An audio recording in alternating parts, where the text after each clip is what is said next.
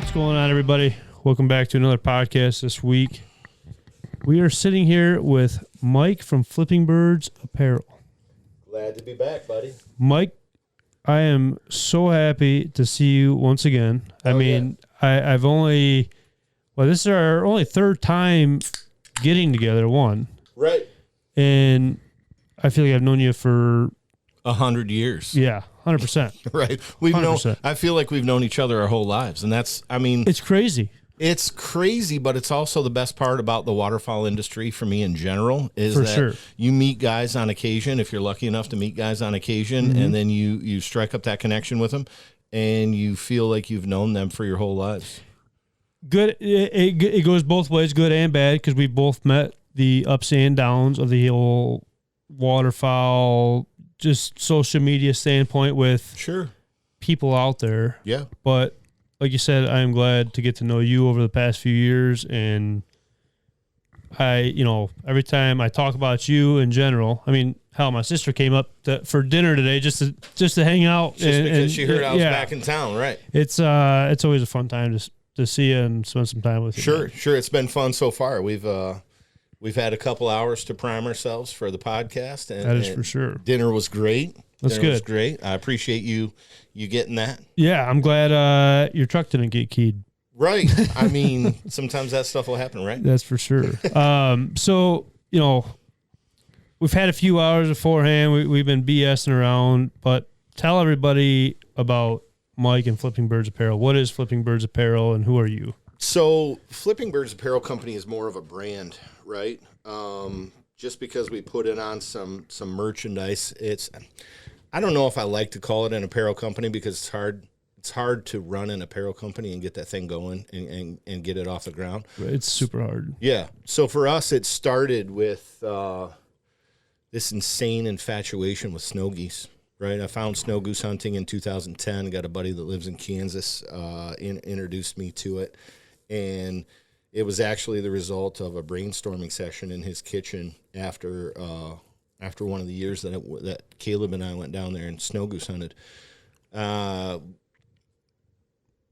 was just our way to try to get something out there. You can go to pretty much any outdoor store and get a T-shirt or a hat with a picture of a white-tailed deer or a mallard duck or a Canada goose or largemouth bass or whatever. But when it comes to the hundreds of thousands of guys that are snow goose hunters, there's not really that much out there. There's a little bit. There's a little bit, but nothing promoting like just the snow goose in general, though. Well, and it's the everyday guy, right? Because if you snow goose hunted ever at all, you know that it can be really, really hard conditions sometimes, and you're laying in a sea of white decoys with white apparel on. So do you want to spend $65 on a hooded sweatshirt or a jacket or a hat or something of that sort to go down there and hunt in it for 3 days or a week or 10 days or whatever it is? After one hunt. And then ruin it? Right? So the whole idea behind our stuff was that it's going to be good quality. It's going to be incredibly affordable for the average guy. And if I'm not putting it on over my head, why would I send it to other people? Right. Nobody else is going to either because I'm not even going to release the product. And we had that kind of conversation previously about other people and stuff. And it's one of those things where, if I don't stand behind the product itself, I'm not going to promote it. And that's what I tell everybody that work with us. It's like, if I don't stand behind the product that you're showing us, then I'm not going to put my name behind that as well. The entire idea behind me doing this was that if I wouldn't wear it, I'm not going to ask you to wear it either. And if I would wear it, I'm not going to ask you to spend a lot of money to wear it. Right? I don't make almost anything on the profit margin for me is so small in everything I do, from the T-shirts to the hoodies to the hats to the long sleeve T-shirts.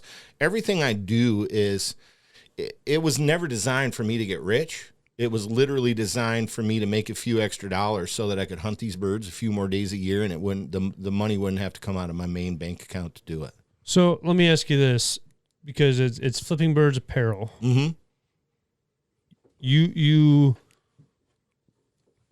you have your design. You don't make your own apparel, I guess, right? No. I outsource it. I have guys print it up for me. So what was the thought process behind the brand company in the beginning for the apparel? Because I've been asked prior, hey, I'll send it out to Flipping Birds that have it done for me. He'll do it. Mm-hmm. And it's whoa. They don't do shirts like that. And he's like, what do you mean? It's an apparel company. Right. And it's he doesn't do that. He sells that kind of stuff. Right.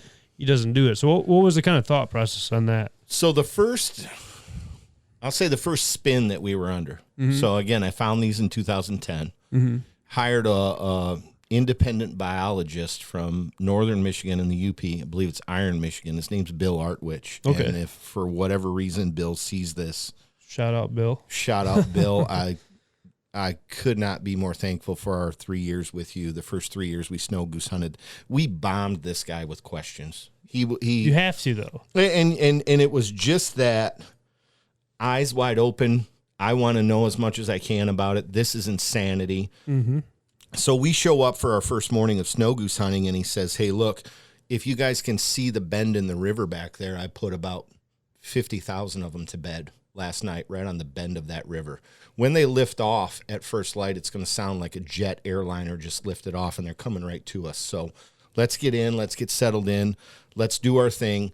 And our first spin was, I want to say, I remember it as close to 5,000 birds, right? And from where we're from, it's insanity. It's impossible to explain. We don't get anything like that. And it's one of my favorite parts about snow goose hunting is that it's just so unbelievable, but it actually happens, right? And of those 5,000 birds, I will say 500 to 1,000 of them gave it up first pass. He calls the shot, and my buddy and I sat up, and we never scratched a feather. and he looks down at us and says, "Guys, what just happened?" Just take a deep breath. Right. He says, "What just happened?" And I said, "Dude, I went into complete overload. I had absolutely no idea Christmas what I was morning. doing. That was ridiculous, but I don't know, let's do it again." Right? Yeah. And it was at that very moment that I said to myself, I'll do this every day for the rest of my life, right? But in that group of birds that was coming in, there were so many of them that were maple leafing. It's so memorizing. It is the coolest thing in the world, right? So that's where the logo really came from, was these snow geese maple leaf like no other waterfowl I've ever seen. Canada geese do it up here all the time. Yeah, right. But not like snows, because they literally race to the ground to see who can get down first and start feeding first. They're a very aggressive feeder, right? Super aggressive feeders, yes. So it literally came from there. I knew that I wanted the logo to be one of them maple leafing. Mm-hmm. And then the name came from, because it's so frustrating at times, they're maple leafing and they're turning upside down, but you also want to give them the finger all the time. All the time. Reminds me of my turkey season. Right. So it just naturally made sense to us that we called it Flipping Birds Apparel.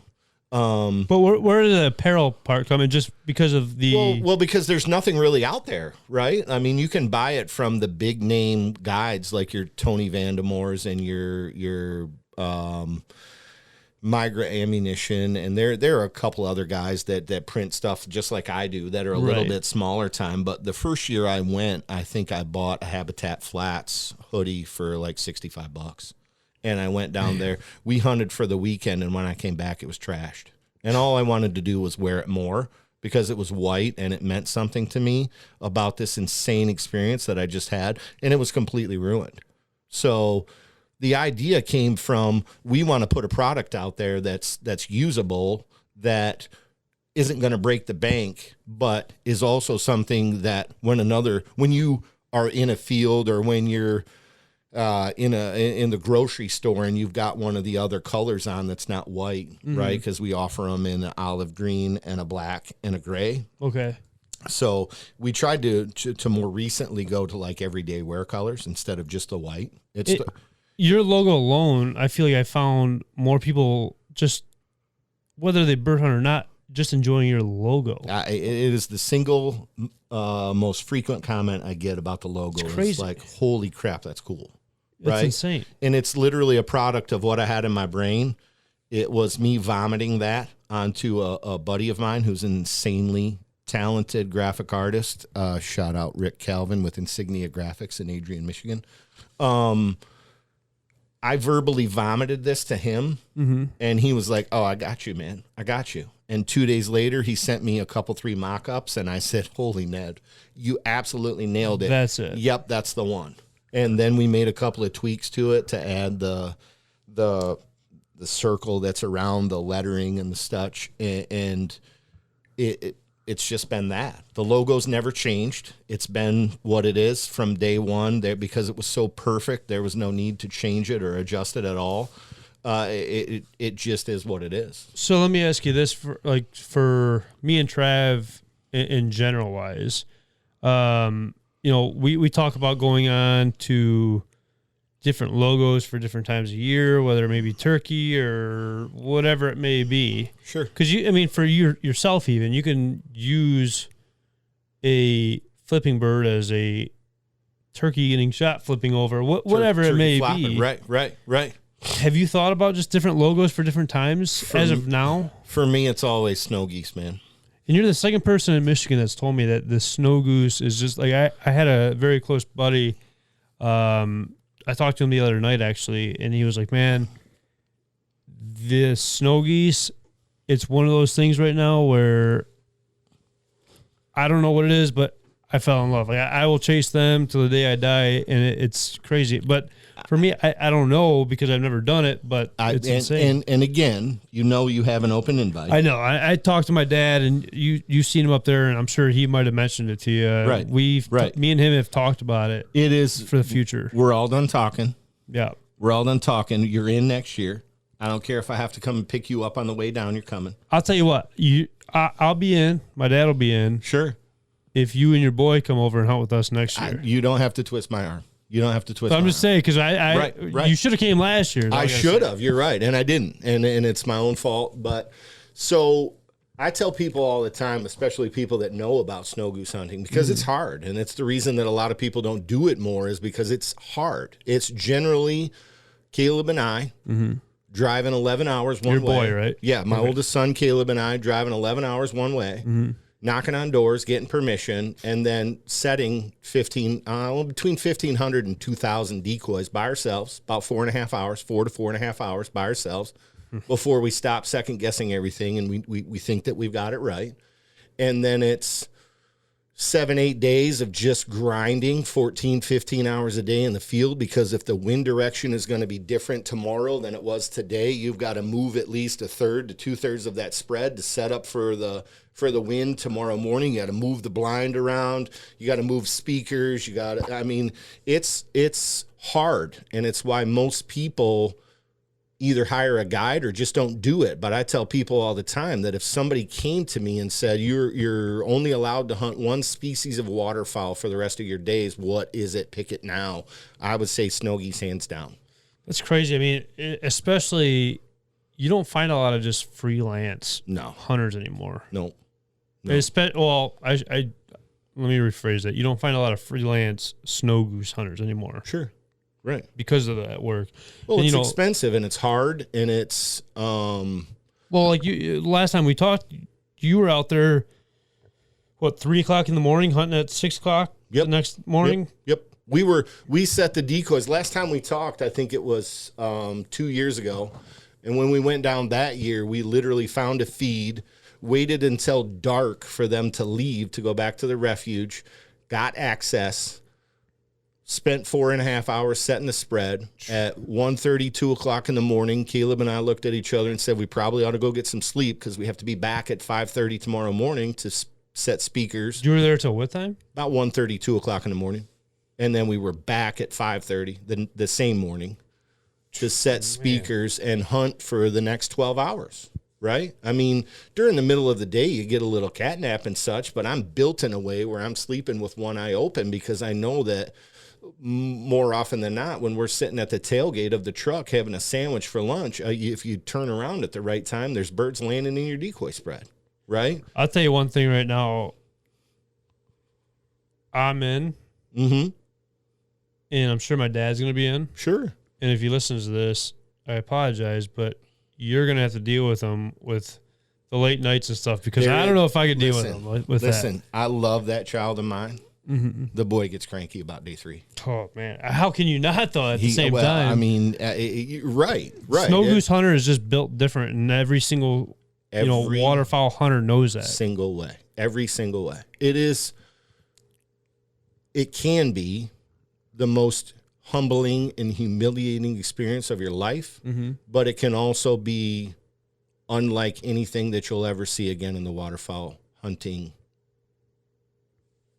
Just you're not going to witness anything like that before. There's no words to describe it. There's no flock that's going to come in to describe something like that. It's just all. We had a spin down there 2 weeks ago that was 3,500 birds, and it was 4 layers high. That's insane. There was birds going every single direction that you could possibly imagine. It was utter chaos. Caleb's dog Ace, his brain wanted to explode. And you gotta, and it's crazy too. I mean, how are those birds not running into each other? How are those birds not like just? So what I think everybody in whether you hunt, whether you're a waterfowl hunter, whether you're not a waterfowl hunter, whether you hunt turkeys, whether you hunt whitetails, whether you hunt squirrels and rabbits, one of the things you should do is find a national waterfowl refuge somewhere in the area where you're at. If there are snow geese that use it to roost, you should go watch them come back in, because the magic number on the refuge down there where we hunt is 1 million snow geese. When they estimate that there is 1 million snow geese on the refuge, they know that the migration is in full swing. So last year when we were down there, there was 2.2 million birds on the refuge when we were down there. This year, just before we went down there, there was 1.6 million birds on that refuge. It is impossible to describe what that looks like, let alone what that sounds like. It is a wall of white birds that all work in unison to accomplish the same goal, and it is absolutely unbelievable. And the craziest part about that is,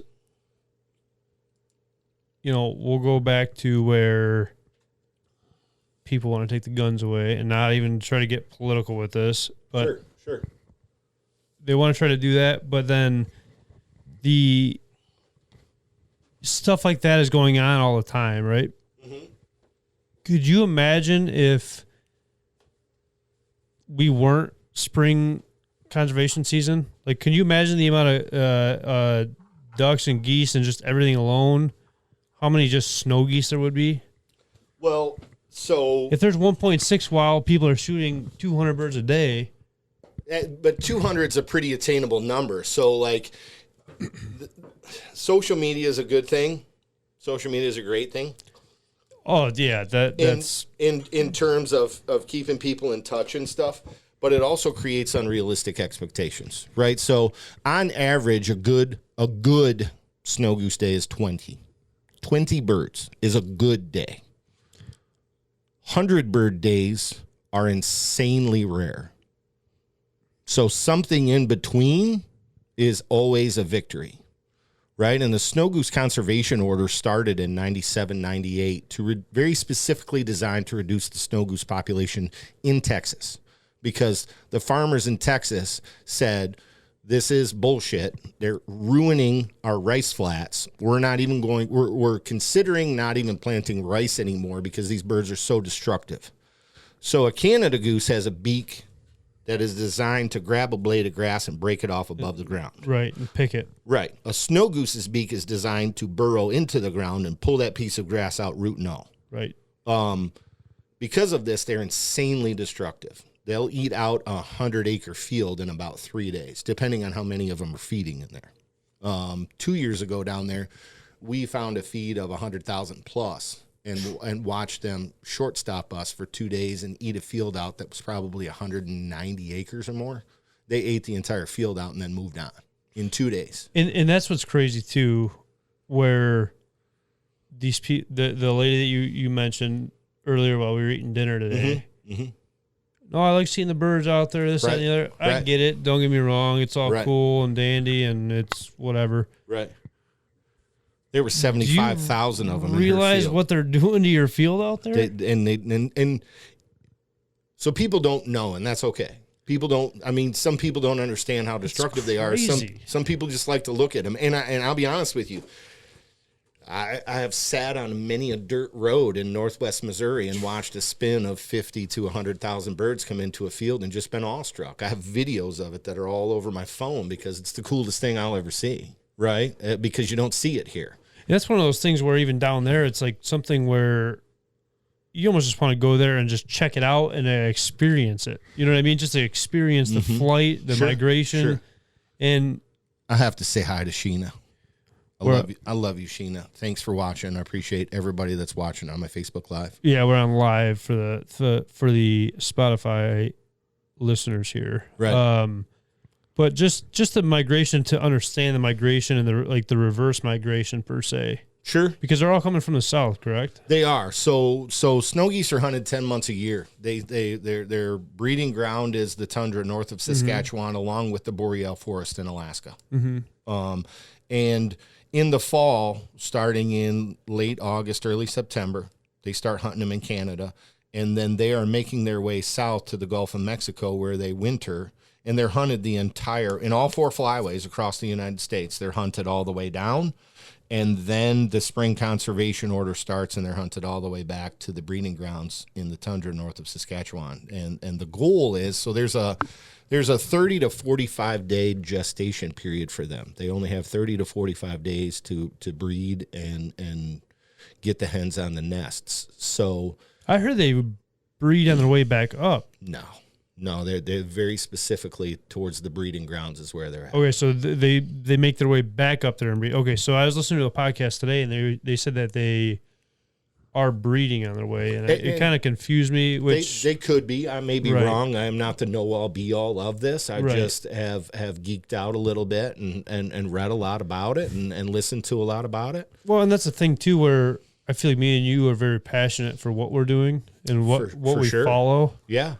And that's the reason, why we stand out from others, or like we just have a different drive compared to some people. Like we talked about, some people are scared to drive an hour to a field.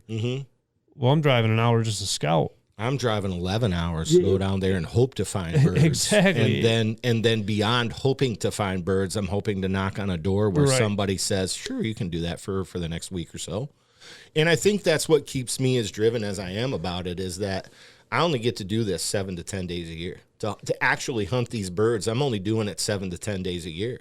And unless I go down in the fall.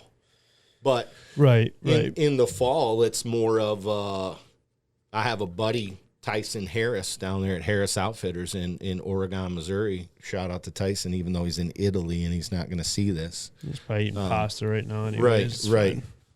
Way to go, big guy. So I met him through the apparel company in 2020. We went down there for Thanksgiving weekend to hunt in 2020 and got into camp, and he's in one of his head guides, J-Mac. Shout out to J-Mac. Pulled us aside and said, hey, look, I know you guys were looking at like dry field mallards while you were down here, but I found a speckle-bellied goose and a snow feed that's about 300,000 birds. You guys want to go set up on that in the morning? And I went, yeah. Duh. Right? Who's going to say no? Duh. Yeah. So, yeah, we met those guys down there. They've been insanely good to us. Alex Leonard, one of his main guides, Kyle Pittman, Dylan Schutz, Chasen, all those guys are so good to Caleb and I when we go down there.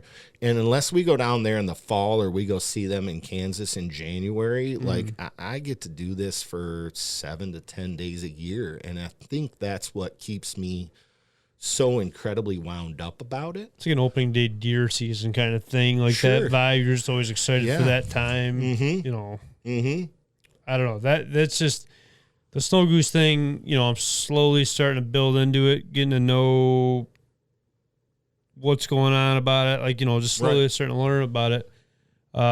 It's always an interest. Finding the time. Yeah. One thing, obviously. But finding the right people to do it, which I know you have done it for the last 2 years when I first met you, and you've invited me. Yeah, sure. I don't know. There's just a interest for me for waterfowl in general, just to know everything about everything with it all, whether it be the history, the flight patterns, and what's crazy about it all is if you think about it, you have 1.6 million flying south in just that one area alone.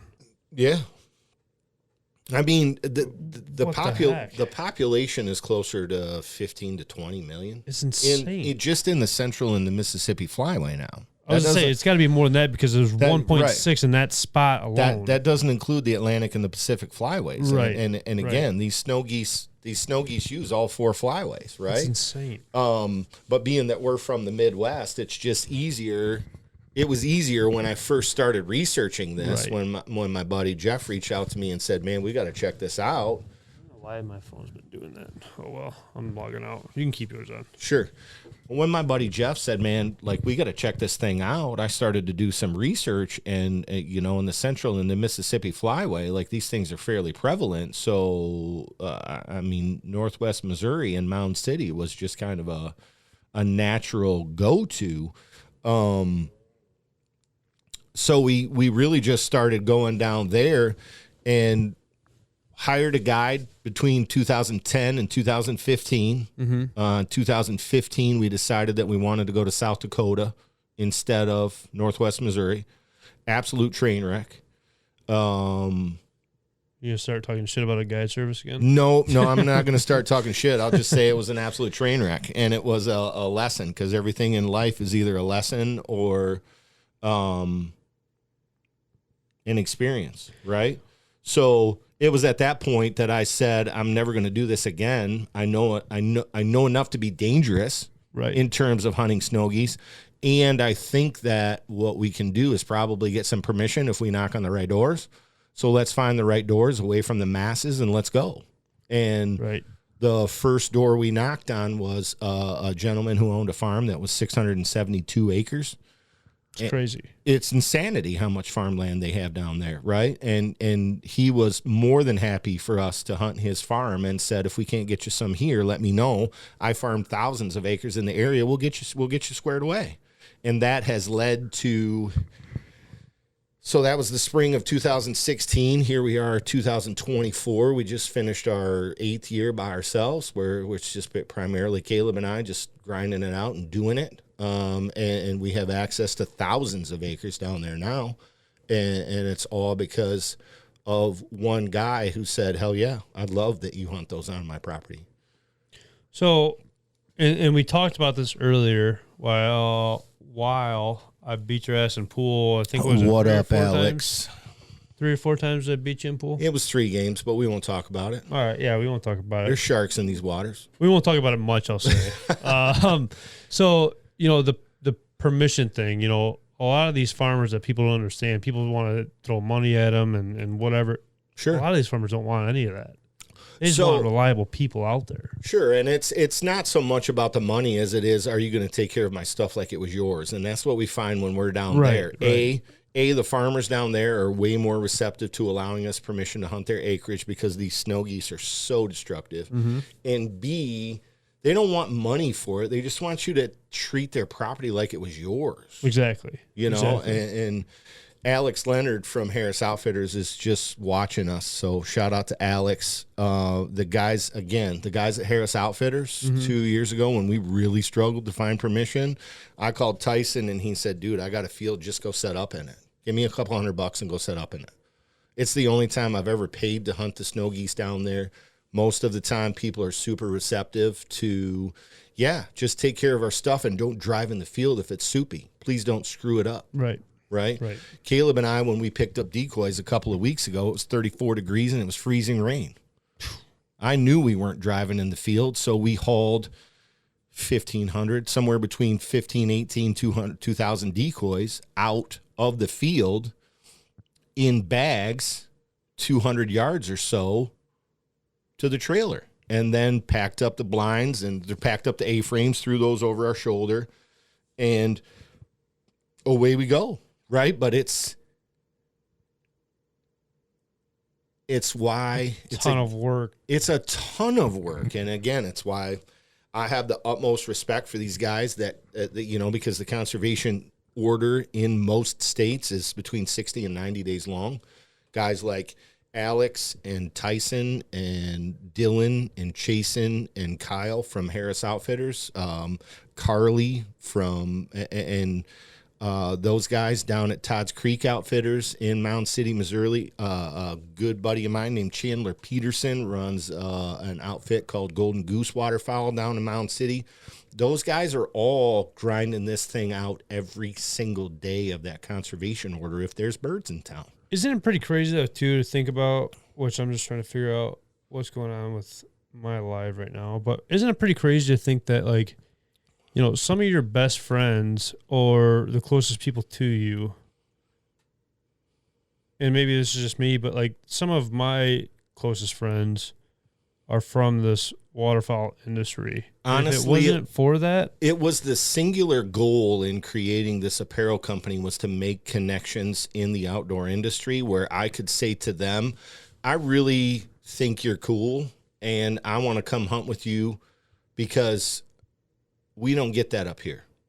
Right? It's tough. It's tough. It's tough. I've seen a couple of snow geese up here when we've been waterfowl hunting, but like if based on the connections I've made down there where we snow goose hunt every single year, these are people that I care about the most in the world and I would do anything for. So for me to go down there is as much about seeing them and hunting with them as it is hunting with our buddies that are up here, that we hunt with up here all the time. Right. Right. I feel kind of selfish because I'm the only one in my photo. No, that's fine. I don't want people to see what I look like.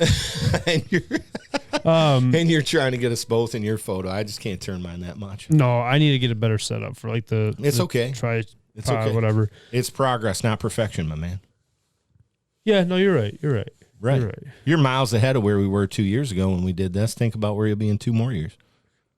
Man, I'm telling you, I'm so just grateful alone to have the opportunities to be in like this spot. Sure. Think about the guys that you speak to all the time. I mean, just alone where, you've been on what, 3 podcasts, 2 podcasts, 3 podcasts? 2 podcasts with you. I've done a couple other podcasts with a couple other guys. Well, I don't even want to say with me because it was on a different platform wise. Sure. Yeah.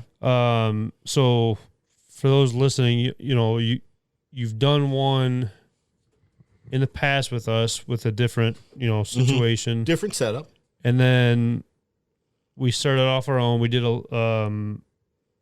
I don't know. I think we went for almost an hour at the festival. It was closer to an hour and a half, at the festival. Well, it was about an hour at the festival. It was more than an hour and a half the first time I came in. Yeah. And it's so it's one of my favorite parts about being this way, right? I'll drive an hour and 15 to get to you, right? Because I know that we could talk all night. Oh, right? For sure. We could talk all night because we're wired the same. Right. We've got the same passion for the waterfowl industry, and it's not about pulling the trigger on stuff. It's about just making sure our schedules line up and sure. And it's about an appreciation for even having the opportunity to hunt these birds, right? For sure. We do things like the Point Mouillet Waterfowl Festival where we see each other there every year. And it's not, and for that alone, it's not that we're just there to make money. We're just there to even just talk. We're there to hunting. bullshit. I don't care. We're there to bullshit and catch up. Right? Exactly. I mean, and you taking a very active role in trying to bring that festival back to what it used to be. Right. In terms of like that was giant going. It was huge. It was back in the huge day. years and years ago. Right. Kudos to you for taking a more active role in that and trying to get more participation in there. I appreciate that. And for me, it was always, again, it's not about making $1 bazillion hoping somebody wears one of my hoodies or one of my hats. Is it cool? Right? 100%. Like, I had an experience it was this last summer. I was at a concert over by where I live. Mm-hmm. And this kid rolled in. I say kid, but he was mid-20s, late 20s. Right. He rolled in and had one of my hats on. Right? It's so sweet to even just... I rolled up to the dude, patted him on the back, and I said, "Thanks for the support." And he said, "What the hell are you talking about?" And I said, he's like, "Get away from me, you little drunk bastard!" Right. You know? Yeah, fat son of a bitch. Yeah. Hey, you've lost 20 pounds, all right? You're working on it. I'm You're down. working Look on at me, I'm svelte. Yeah.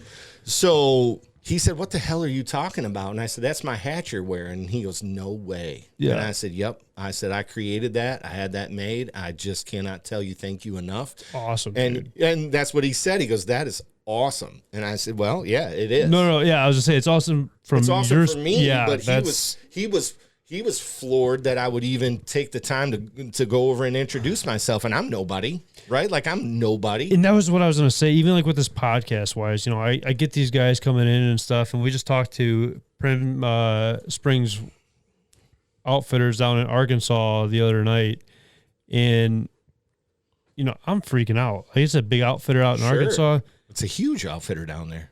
But a lot of these people, and even for that moment, I forget, at the end of the day, we're all just people. We're all just people trying to share our same affinity for waterfowl. And the thing is, it's like, you know, there's some guys that take it further than they obviously should, but you find out real fast who you fit in with and the type of people that work with you. Sure. And for me, that's what it will always be about. And that's the thing, too, where even if you're selling something, you know the worth of what you're selling, right? Mm-hmm. Don't cut yourself short on that. You're going to find the right people. You're going to find the right group to hang out with. Sure. You'll find your tribe. You will always find your tribe. That's what I'm saying. Like there's you can't, do less for others when they're not willing to even do a quarter of the work that you're putting in for them. Right. Yeah. Maybe I didn't say it right, but you get what I'm saying, though. I totally get what you're saying. Yeah. I mean, and you will find your tribe always. Right. And you will find the people who will stand behind you and say, that's pretty cool. What you got there is pretty all right. Right.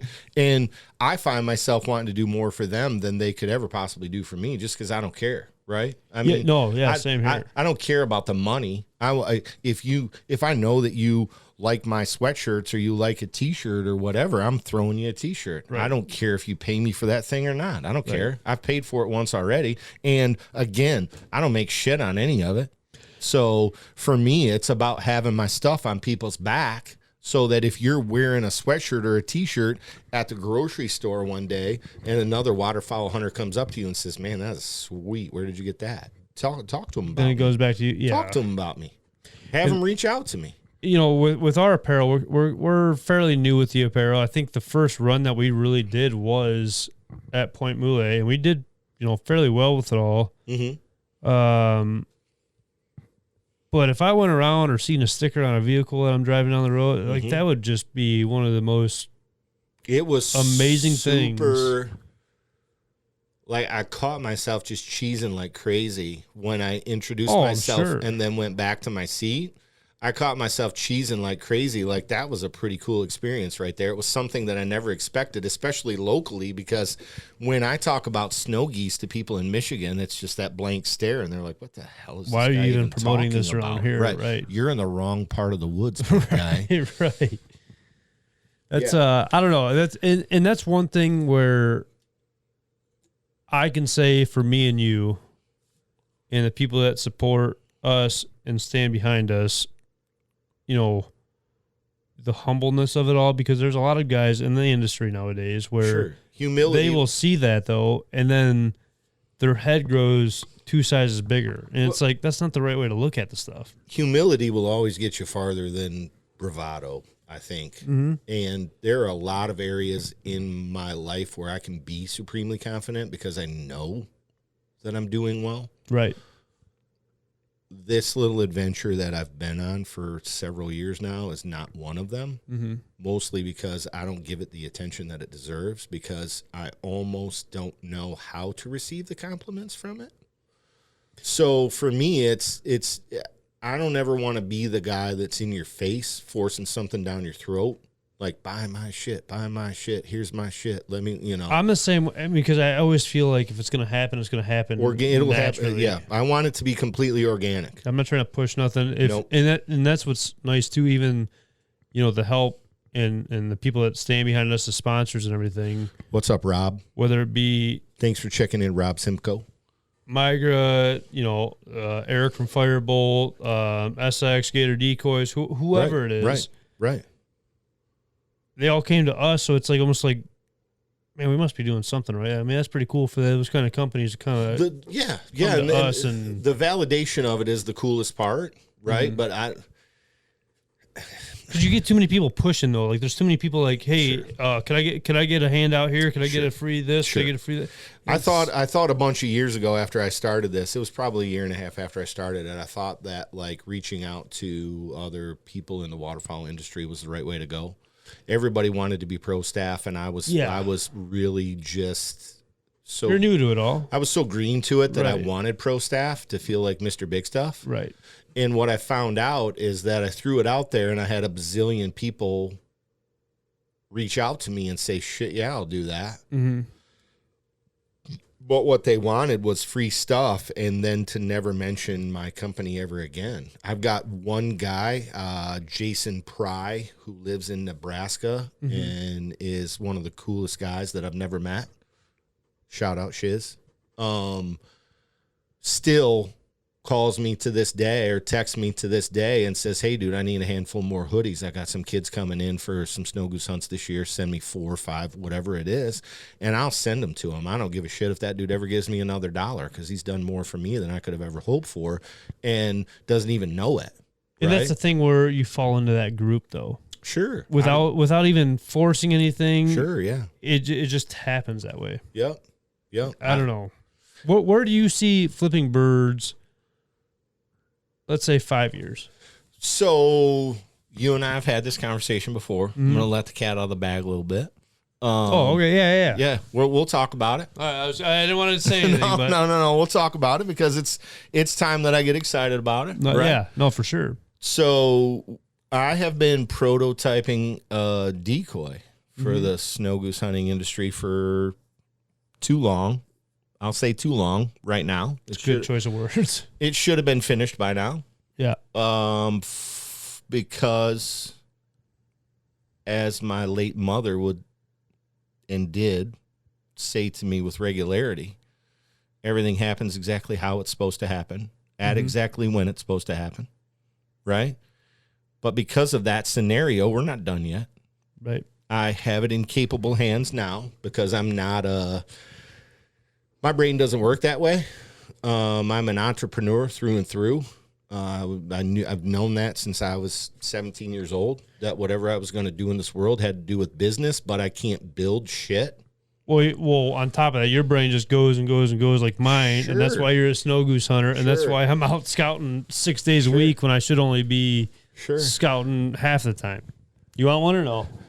Rob Simcoe says, put me down for a hoodie. Which hoodie? Tee and a koozie. Rob, I wish I had some koozies, but I'm definitely hooking you up with a tee and a hoodie. Count me in. Get a hold of me anytime, my friend. I will gladly hook you up. My boss, Cliff Reisner, is now watching. What up, Cliff? Dylan from Harris Outfitters. Get you some. We got to watch what we say now if your boss is watching. Nah, he knows I have a potty mouth. Oh, that's good then. Braden. I actually hunted with Braden and some of his buddies in Kansas in January. Met those guys down there we were hunting with Harris Outfitters, and they were in camp with us. Bunch of guys from Louisiana. Cool. Oh, them Cajun boys down there, huh? Cool as the other side of the pillow, man. Cool as the other side of the pillow. These guys are good dudes. We're actually, we're actually looking at hunting down there this fall, Thanksgiving weekend at Harris Outfitters with those guys. So, well, I'm just saying the underside of the pillow is the coolest pillow, and that's the way I like to sleep at night. Right. So what up, Groomer? If that's the case, I'm cool with him already, and I don't even know the guy. They are such great guys. So yeah, back to the decoy thing. We're prototyping that. It's taken way too long. I have a buddy of mine who introduced me to waterfowl hunting 35 years ago, who has the project now, who is insanely capable of finishing it, and has made a ton of progress in it in the last couple of weeks. I love him dearly. He is one of my favorite people in this world, and I am insanely grateful that he looked at what we were trying to get done and said, man, we can finish this. Let's just get me the shit and I'll take care of it. So, he's just an amazing guy. I have the most respect for him in the world. I'm grateful for him every day. And I think it takes a village, especially in this industry, and especially when you're trying to do something as big as introducing a product to the market, because when you really think about it for a hot second, that is insanely horrifying to think about. The product that you're talking about, though, what's up, Dylan? We'll go back to your people, right? You're going to find the people that you're going to find your tribe have that same mindset, because you're totally going to find your tribe. If you try to force that on somebody else, you're not going to have they don't see the same way that you do. They don't have the same passion, goals, whatever it may be. And it's been my hesitance in sharing anything about this decoy with very many people at all. I can count on one hand the number of people that even know about this decoy. I was going to say it's been very few. It's super few, because who do you share that with that won't look at you and go, dude, that's ridiculous? Well, I mean, for up here, people will say that all the time, because they don't understand the snow goose and the feeds and whatever. Well, and they don't have I would say it's more of they don't have the courage to take a chance on themselves. It doesn't correct because it doesn't make sense to them. Why would you try that? It's not safe, right? Right. There's a super high probability for failure. So why would you ever put yourself in a position to be humiliated in that manner? I mean, you miss 100% of the shots you don't take. And the answer to 100% of the questions you don't ask is no. Exactly, yeah. Right? But here's the exciting part for me, right? The people that I have shared it with, it makes sense to. And they have already said to me, I want to know the second you get that done, because I'll take some. I will use them because I think what you have is necessary, and it's an insanely cool idea. Well, even for the guys, and I told you the other day while we were on our Instagram Live, I let the cat out of the bag a little bit to one of my buddies, and, he was so, let me know when this is getting done. Right. I want one right now. Sure. So already gung-ho about it. Sure, yeah. Yeah, love you, Missy Moore. I'm excited for you, man. I appreciate it, dude, and I promise you, the energy that I get from guys like yourself, guys like Tyson down at Harris Outfitters, who gets it, who the minute I said it to was like, holy shit, dude, yes. Why hasn't anybody else thought of this? Right. Yeah, 100%. Right. Yeah, 100%. And the energy I get from that is... Keep going. Well, it's the gas on the fire, right? Keep pushing. It's the gas on the fire for me, and it quells the frustration that I have when I really think about, God damn it, why isn't this done yet, right?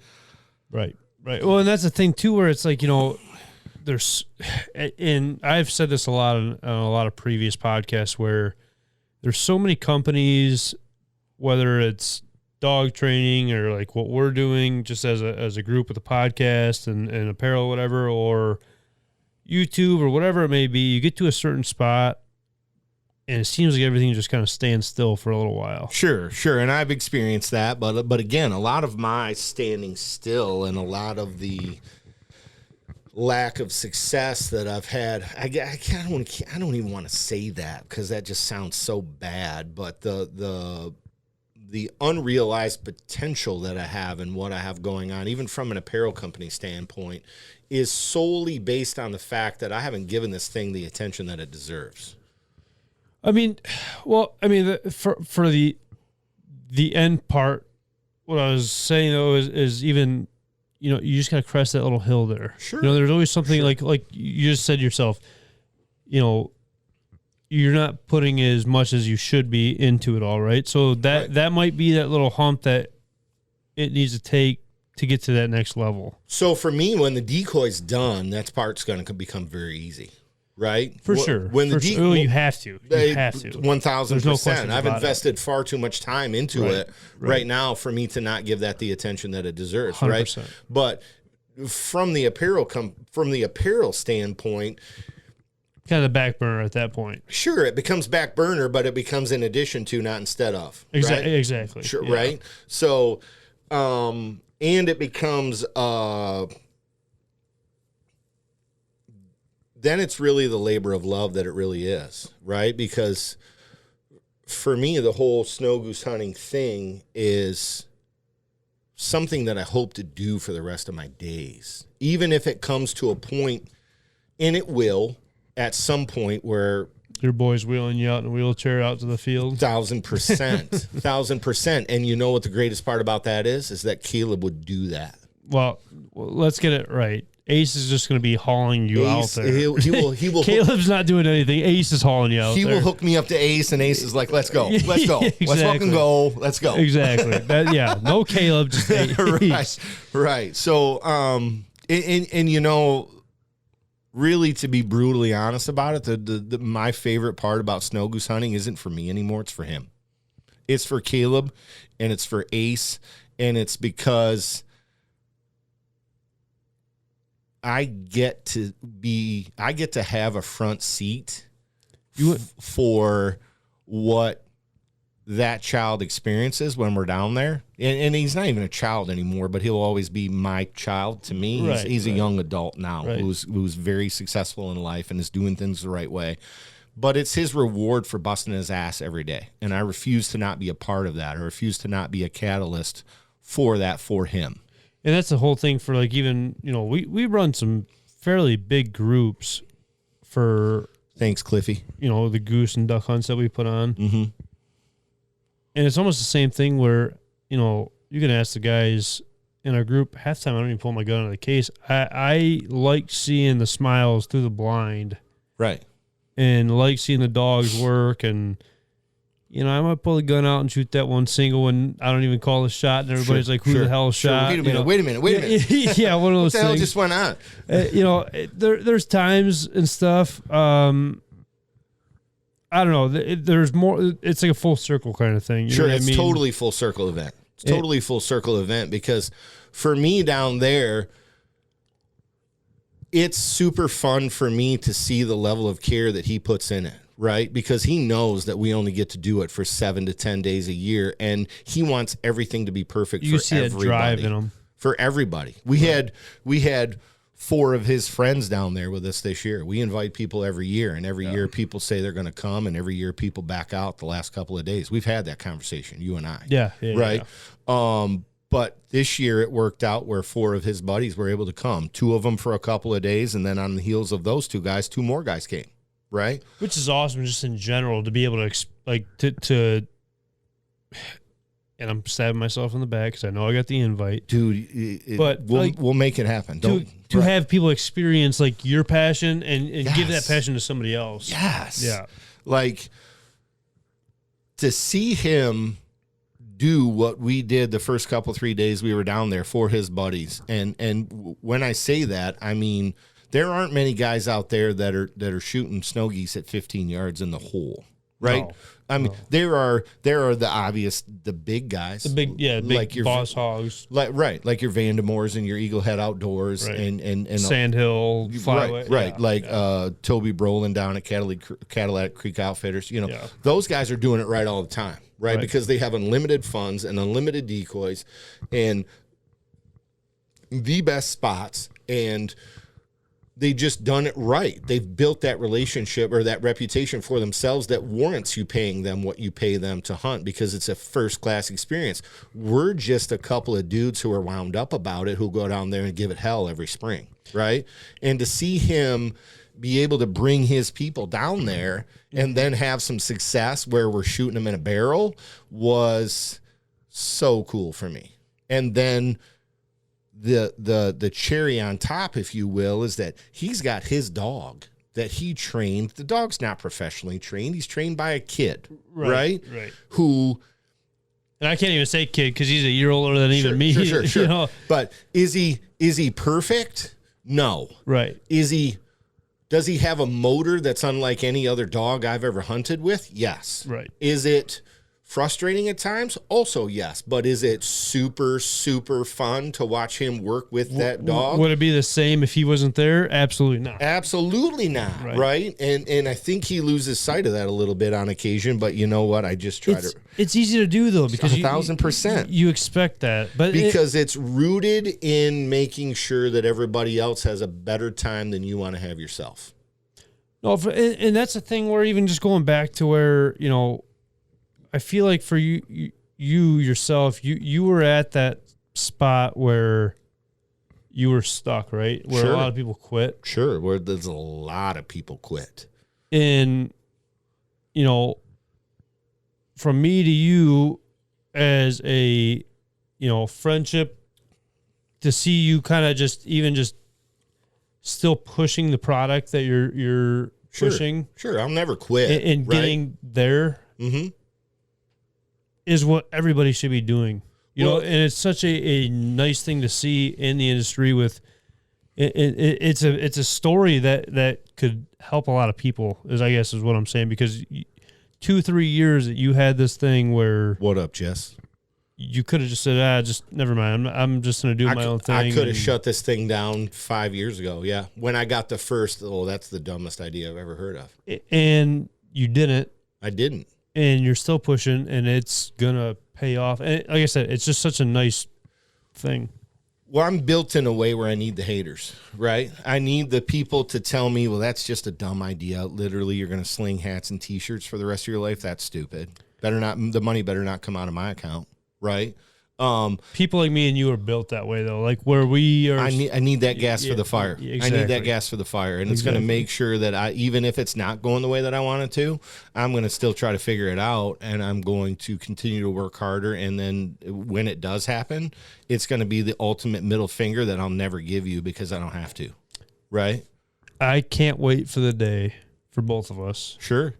For when stuff gets to a point where it's so big, and the guys that hated on us, are knocking on our door to try to get back in. Well, and it's yes, and I'm not going to be the guy that is like, you know, down talking at all at certain points, but it's just like, thanks, Vicky.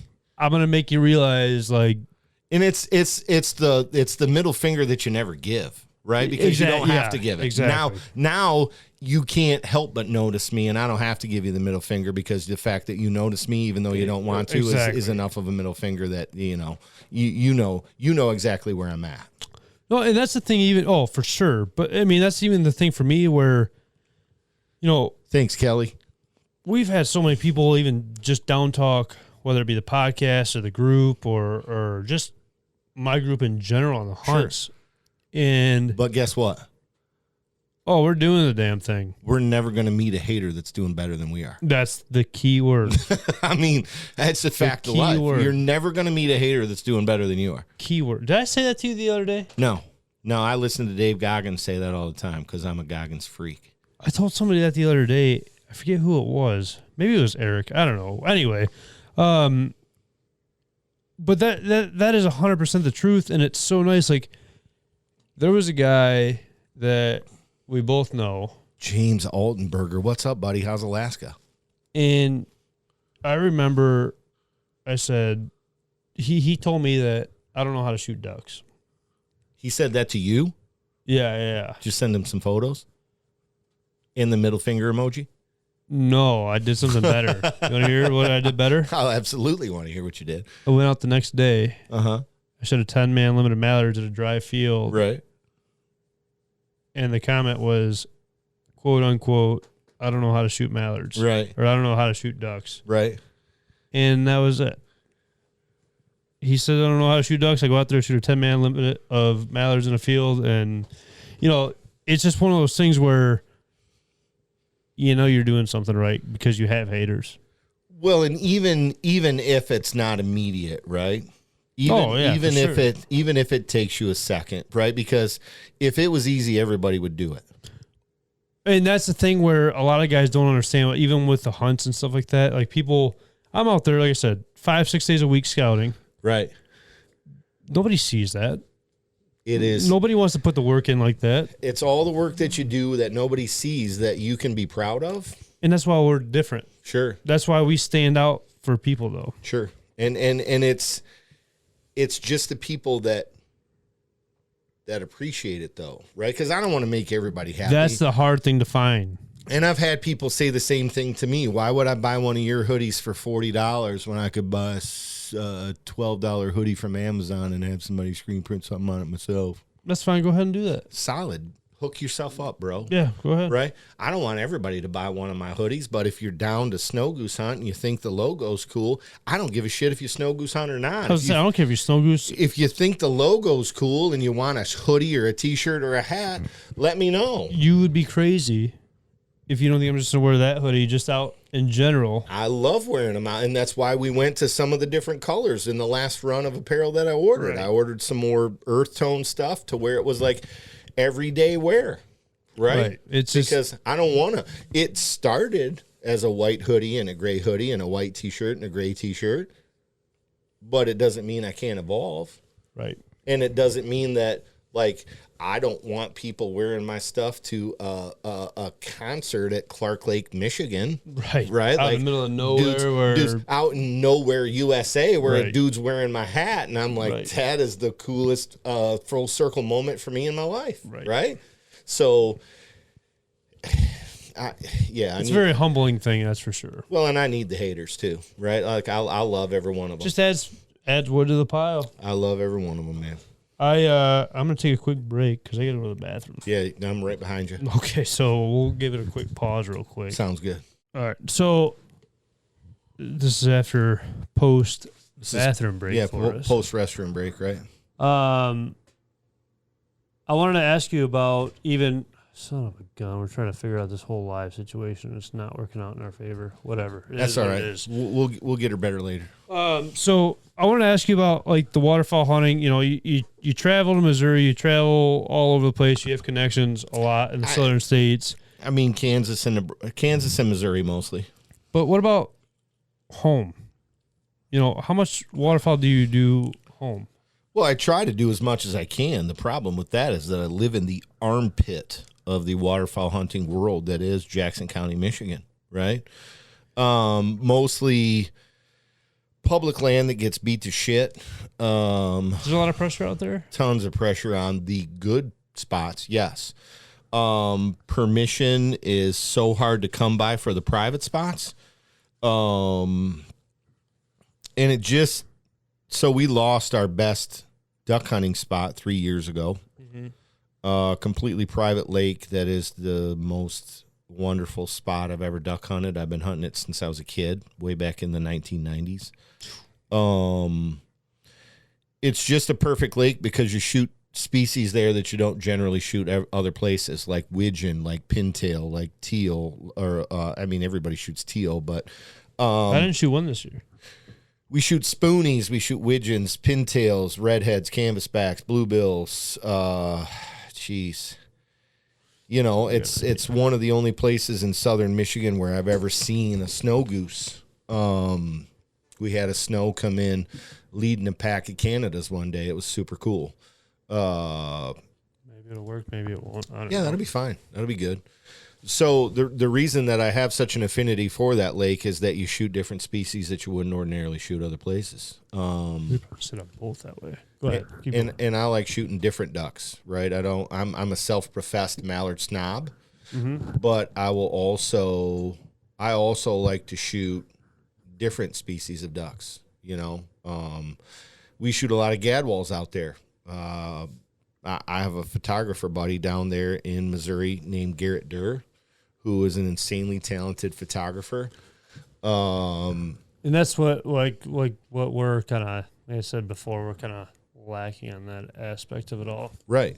But he knows my affinity for gray ducks and goes to the refuge and shoots photos of gray ducks and then sends them to me and says, "Hey man, what do you think?" And I've bought several of his prints. Excuse me, because he'll frame his prints, he'll frame his photos and autograph them and sell them to me. And I've bought several of them that are mostly snow geese, and he knows that I love. Probably have an unhealthy obsession with blue geese. I was gonna say, do you guys? You literally just read my mind there. Do you guys shoot a lot of blues down there? Tons of them the last couple of years. Studs or like what? It just depends on where you're at, right? Okay. Like if you're there when the refuge is loaded up with 1 million plus, there are plenty of studs to be had, right? But the real white belly blues that are the studs of the studs, those are at the tip of the sword, and that's Hard to come by. That's a tough ask, man. That is a humiliating, humbling experience when you're trying to fool birds that are 20 years old and get hunted 10 months a year. They're insanely weary. They're insanely observant, and they will hang out at 80 yards up and pick you apart like no other. And it's why that it's so rewarding when you fool the ones that you fool. I got to show you the blues that were in my roost this year. Yeah. Studs. Mm-hmm. So I have a pretty good one that I had mounted. You've seen the picture. Yeah. So that's just a pretty good one. It's not a full white belly, but look at it, stud to me. And it's a good one. Like, I'm not going to lie. I'm super proud of it. It's a good one, right? But it's not a true white belly interface blue that I absolutely, it's like the screensaver on my phone. You've seen it, right? Mm-hmm. That's a white belly blue, right? And those are the tip of the iceberg for me, right? And those birds usually are super old. They're the oldest of the breeding adults, and they're at the tip of the sword, right? So if you're going to try to fool one of those, you better be ready to shoot 2 or 3 a day max, and you may not shoot a blue that day. It may be all snows, maybe all adult snows, right? For whatever reason, last year was kind of crazy because we saw more blues down there than I've ever seen. It was like we were in a spot in the migration where there was just a pile of blues in there. And we shot a lot of them, a lot of really good ones, right? But not a true white belly blue that is, if I ever mount another snow goose again, it'll be the white belly blue. So, I mean, for you in general then, I mean, your waterfowl season. What's up, Cassidy? How's Hawaii? You're more looking forward to your trip south than you are for any hunting. Here is here, right?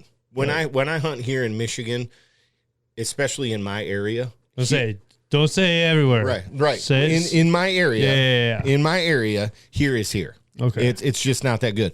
If I was to go out and see J-Mac from Harris Outfitters out in Greenville, Michigan, they pound ass, right? They beat the piss out of. They beat the brakes off of them out there.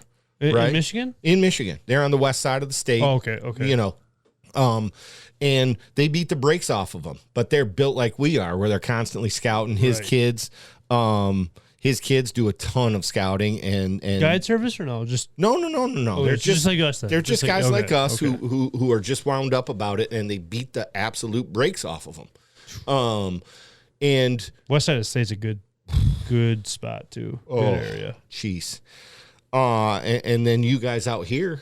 Mm-hmm. By Lake Erie and then up towards the Thumb and what have you, like either coast of Michigan is good, right? But where we're at, it's hard to get permission. It's, if you want to fight the masses, okay, go ahead. But like, I'm a guy that I've been doing it long enough where for me it's about the sunrise and the sunset, and it's about finding a feed and then getting permission, and then just having a small group of guys come out and punch them in the mouth. Right? And that's the hard part for us too, where, you know, if we have a good feed, we're I'm sorry. No, you're good. My man Tyson. Tyson, how's Italy, my friend? I appreciate you jumping on real quick. I've been singing your praises since we started here. How's the pasta? I love you, buddy. I love you, and I hope you have a great trip to Italy. And that's the thing, though, too, where, you know, there's so much difficulty in the state and previous people that have ruined so much stuff, I feel like, just here, where it's hard to even get on anything new nowadays. I think it's super frustrating to me, for me, to try to, because when I stop and knock on a door, most of the time it's because I'm driving around during the day doing real estate related things, and I cross a field that's got that has birds in it. So I pull up Onyx and I figure out where these people live, and then I stop in my business attire and I say, "Hey, I'm a waterfowl hunter. I'd like to talk to you about, you know, the potential to hunt geese in your field, or I see that you've got some ducks that are using your fields here. You know, would it be acceptable for a couple of my buddies and I to come hunt this?" And more times than not, they say, "Just get the fuck out of here, man. Get out of here." I mean, like we talked about though too. I mean, with Foil starting a guide service out there and some other like outfitter guide services out that way. Foils has been long enough ago. Yeah, but it's been a while. It has been, but the whole paying for permission and stuff like that is still there in your area. And most of it is, man, I'd love to let you, but I got deer hunters that lease the land. Which I've seen more 140 and up class deer. Good to see you too, James. I appreciate you saying heads up from Alaska, buddy. I hope to get up there and see you sometime. 140 plus deer bird hunting than I have in the deer stand. 1,000%. Those deer don't care that we're out there. They're not that dumb. And I've had the conversation with folks where I say, look, I'm going to burn this thing up early season, and I'll be out of here by the end of September, and it's not going to affect those guys coming down here for the opening day of gun season. They just don't get it. On November 15th at all. It's not going to affect that at all. They don't get it. They don't get it. No. And that's okay. That's okay. Yeah, no, I mean, it teaches their own with it all. Sure, I mean, sure. Because say thank you and walk away with a polite attitude. It's their property. They can do with it what they want. What it does is it creates an extra appreciation for the folks down there in Northwest Missouri that are very willing to say, hell yes, you can use our property. Please just respect it like it was yours. And that was a hard part for me as like a younger kid, I want to say, like driving around, scouting and trying to get permission. You know, who's going to tell me, yeah? Right. You know, I could talk all I want once I get to know them, but until then. I'm a 50-year-old guy, and they still don't tell me, yeah. And then you're going to let a 22, 23-year-old kid jump in there? Sure. A lot of them do. For me, though, well, a lot of them don't, though, because they got burned too many times with people not respecting their property like we talked about prior. It's true. I don't know. It's just one of those things where just give me a chance, but how can those people give you a chance? You'd be surprised on how many property owners in the past, I don't know, we'll say 3-4 years, have told me about stories about people shooting themselves in the foot, falling out of tree stands, whatever it may be, and they're so scared of jumping back into I've heard it a lot myself. It's crazy, man. I generally have a hold harmless form right in a folder that I keep in my truck, because I know that even though Michigan is a no-fault state, I know that it's a major concern for landowners. Like, what happens if you get hurt? Are you going to sue me? I had a farmer that got sued, and for whatever reason, he let us go out there. I think it was like 10-plus years after he was in the lawsuit, he let us out there for whatever. I don't know what he's seen. Right. But it led to where we're at now. Thank God he did. But like, how do you sue someone like in those Well, situations? and I always say to people, look, here's a hold harmless for him, because if I'm stupid enough to get hurt on your property, Right. well, that's on me. That's not on you. Right. Right. I'm doing my own thing. It's not like you're Right. You Right. you don't have a part of it. You didn't have anything to do with me being Right. a dumbass today Right. and hurting myself. I'm not going to ask you to be responsible for that, but it doesn't matter in a lot of cases, right? Because you still get I just can't. If you got hurt, I don't want you to sue me. Now, how do you go about, when we talked about it too, where you get it in somewhere and it helps you out with so many different places? How is your thought process on, or what is your way of going about it in Missouri on getting permission, especially because Missouri, I feel like, is becoming more and more of a conservation state where a lot of people are going there and they've been going there. Yeah. Well, I mean, it's like we talked about earlier, from 2016 to 2020, 2021, my spread plus one other was the only one that was even in the area that I hunt. Mm-hmm. For the last 2 years, I haven't even been able to rent the hotel room that I've rented since 2016 because a guide service has moved in and has 5 spreads in the area and rents the entire hotel for a month. Do you think any of that is because of how, you are one of the most open people I've Some met. of it is because I'm a dumbass and run my mouth. Yes. I was just saying, you are Yes. very open about Some the of it is a location. dumbass and I run my mouth. Yes. Yes. And granted, how do you know who you're talking to? I knew exactly who I was talking to, and I knew that if I shared it with him, there was a chance that he would move in, and guess what? He did. Yeah. Right? But that's okay, because there's enough there for everybody. Well, when you have 1.6 on the roost, yeah, I would say so. I'm all about there's enough for everybody in every aspect of life. There's Right. enough for everybody to succeed. Right. And I don't ever want all of it for myself because, again, the reason that I do what I do and the reason that I invite as many people down as I invite every single year is because I want to introduce as many people to it as I can. This happens to be a guy who's done it for years and years and years and is one of the guys that I honestly looked up to when I first started snow goose hunting. Because when I started this apparel company, if you had anything waterfowl related on your profile picture on Facebook, I requested you to be a friend. And then I started to try to learn stuff from every one of those profiles, and especially the guys that I figured out were hunting snow geese in the spring.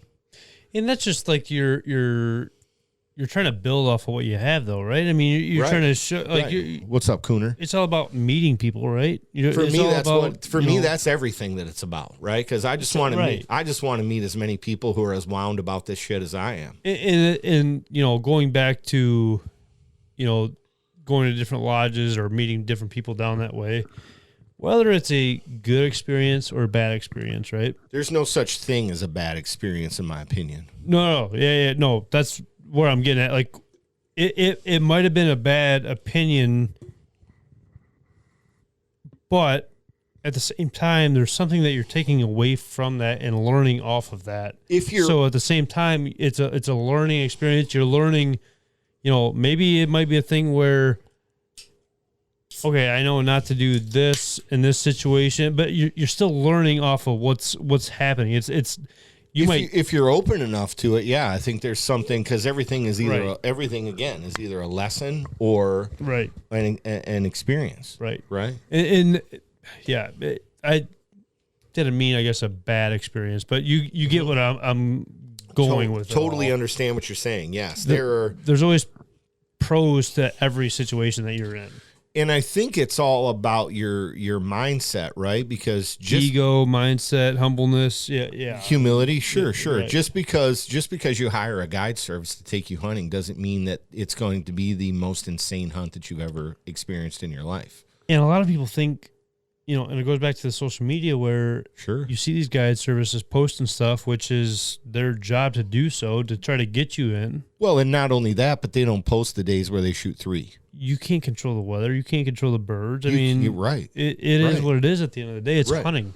Right. Most people aren't going to post to you, we had 4 groups in camp this week and they shot 3 birds apiece. Right. Right. They're not going to post that, but if they Right. shoot 70 or 25 or 50, they're going to always post that. I- right.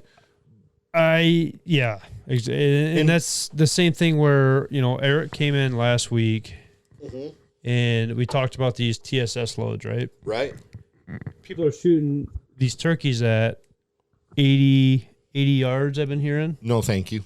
No, same here. I'll take them 10 yards in my grill. But they don't talk about the bird dying a day later from injury or missing a bird at 80 yards when they shoot at it or whatever it may be. And it's same concept, I guess, is what I'm getting at there. Yep. I don't know. There's just so many different things that are behind the scenes, and I also feel like the research behind guide services and stuff, you're going to get what you pay for. You're going to, receive the, what do I say? The hospitality. Right. That you pay for too. Like if you're going through a guide service, you're spending say $150 a hunt. Right. Don't expect a crazy thing out of any hunt in general.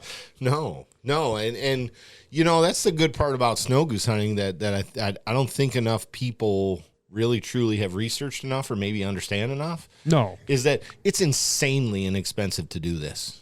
Right? If you're going to hire a guide, if you're specifically looking to hire a guide where you show up and you pull the trigger and you eat some good meals and you sleep in a bed and you do it all over again the next day. That's money right there. It's incredibly inexpensive. Yeah. I mean, most of the guides you're talking about are $250 to $300 a day. You just told us that you and your boy were out there till 2 a.m. and then set up at 5:30 a.m. the same morning. Yes. So, and you're complaining about $400 or $500. Not you, just in general. I didn't pay anybody. Complaining about $400 or $500 that you're sleeping in a clean bed, getting meals and everything. How? And I will say, just based on my experience from being at Harris Outfitters in general, as many times as we have been, like Tyson's not afraid to go to the store and grab a tomahawk or two and throw them on the grill. Right. And for $250 or $300 a day, if I'm eating a tomahawk steak, I'm going to shut my mouth and eat it and go to bed and then wake up the next morning and do it. Well, those guys are up there all night. While guys like Dylan and Alex and Chasen and Kyle are out dicking around with a spread for the next day so that they can make sure that you've got a good experience. Right. It's insane to me that people can do that kind of thing and then still find a way to complain about it. 100%. That was the same one I felt on him earlier. It was a scab. Yeah. Okay. Yeah. I just want to make sure. Right behind that right ear. Yeah. Okay. Yeah. So we just found a couple ticks on Rip, and it just freaked me out. Rip the red lab. Yeah, man. He's been a stud. He's good egg. Honestly, really good. He's a good egg. He's super friendly. Oh, yeah. That's the thing where it's funny, like where both my labs. It's just a lab thing where the bark and stuff is scare the crap out of people. And right. Labs ain't gonna hurt a fly. Hoyt's gonna know I've been cheating on him when I get home, though. You're gonna get a. I'm gonna get a talking to. I'm gonna get a talking to. That's for sure. So going into even turkey season and walleye season. Right. You ever walleye fish or? I do it sparingly. I mean, I dig them. Right. I dig them. I've been trying to hook up with my Uncle Mike's brother, Dan, for a couple of years now. He comes up here and just kind of freelances and does his thing. He's been doing it long enough that he's got it figured out and feels like he's got a pretty good system, but just hasn't worked out for us much. But like turkey hunting, I'm all about. We should figure out a walleye trip this year. Sure. I mean, hell yes. I mean, you see my dad today. He stopped before we started recording, but I mean, the boat's in the water right now. Sure. I'm down to go anytime. We'll figure. Well, let me tell you this again, and just a reminder: you got to let me know because I'm terrible about it. And it's not that I'm terrible about it; it's just I get so many phone. Dude, I'm telling you, it's like we're running a guide service with. Yep. And I'm the last guy to reach out and go, "Hey, will you please take me fishing?" Or will you please take me hunting? The problem is with me where. If I invite you and tell you you're welcome to come whenever, right? It's like with the snow goose trip. Sure. you got an open invite. You have to get a hold of me, and vice versa with that snow goose trip, like you were saying. It's not even going to be you getting a hold of me next year. It's going to be me getting a hold of you and saying, Kyle, we're leaving. Then I'm good. This day, get some time off and let's go. Then I'm good. Because I refuse to not have you and your dad down there with us next year. It would be an awesome experience. Just I don't know. Like I said, just to experience something different, and I'm so big on nitpicking the waterfowl species in general. I mean, even our goose hunts, I run our goose spreads, for example, say 100 yards off of our blinds. Right. Hey, Kristen, I hope the Grand Canyon's treating you and Mark well. And people are like, we can't shoot that far. I was like, yeah, I know. They're going to be in your face. Don't even worry about it. Sure. It's fine. This year was weird down there because we literally, for the first 3 days, we landed them in the hole at 15 yards. It was insane. Well, and that's the thing where, like, people, like, they question why the goose on the left is 100 yards away, and then, where is the hole at? Where are they going to land at? Right. Just sit back and relax. Just sit back and let's watch. I'll tell you when to shoot. Watch the show unfold. That's all I gotta and say. Just pull the trigger. Stand up and pull the trigger when I tell you to stand up and pull the trigger. There was a hunt this year where multiple people said that. I think we had like 11 guys out there. And do you ever think that's too many? How do you feel? Because, like, I try to think about that, and I'm not trying to knock what you're doing in any it's way, good. shape, It's or a form. solid question. No one really asked me about, like, our hunts or anything. Sure, it's a solid question, but, like, what's too many? I'm all about, and let me preface that question with, like, I'm all about making piles, right? If you can make piles and you've got a feed that will support that many guys, like, get them out there. But, like, what's too many to control? It's one thing for us. So we get to a spot, right? I'm out there. I'm scouting. Nobody else knows anything about the hunt in the morning. Right. I just tell the guys, hey, we're hunting here. Park your vehicles there. I'll have a vehicle there to pick you up, whatever it may be. And if I feel like it's worth that many guys going, right, and we have a very solid chance of shooting that many birds, which, granted, as humble as I could possibly say, about 80% of our hunts. Do you know you're going to shoot that many? Yeah. Good. Where I can fit 10 guys in a blind and be, if the birds work right that day, you're shooting your limits. We're solid. Which, granted, it's not always going to happen. No, and that's why they call it hunting and not killing. Right. Is there days where I look at it where, man, I wish I had 4 guys there. We shot our limit. At the end of the day, I looked at those guys and I knew that they appreciated it instead of the other 6 guys that didn't appreciate it that much because we shot only this amount compared to a limit. 100%. But there's also times where it comes back and bites me in the butt. There was one night where I'm sure I was up here. I got a little buzzed up. I'm not going to lie. Sure. Next thing I wake up in the morning and I got 14 guys at the blind. Oh, hi. We probably seen 15 to 2,500 geese. Right. We shot 4. That's okay. I mean, sometimes they don't do it. But, yeah, that's the thing. It was a learning curve for me. It was a new field that we hunted. Were the birds there? Absolutely. Did we see the birds? Absolutely. Were people upset? Sure. Absolutely. Well, but it's the people that, like, respect that, one, just the invite, and 2, you don't see that. You could have hunted your own spot that day.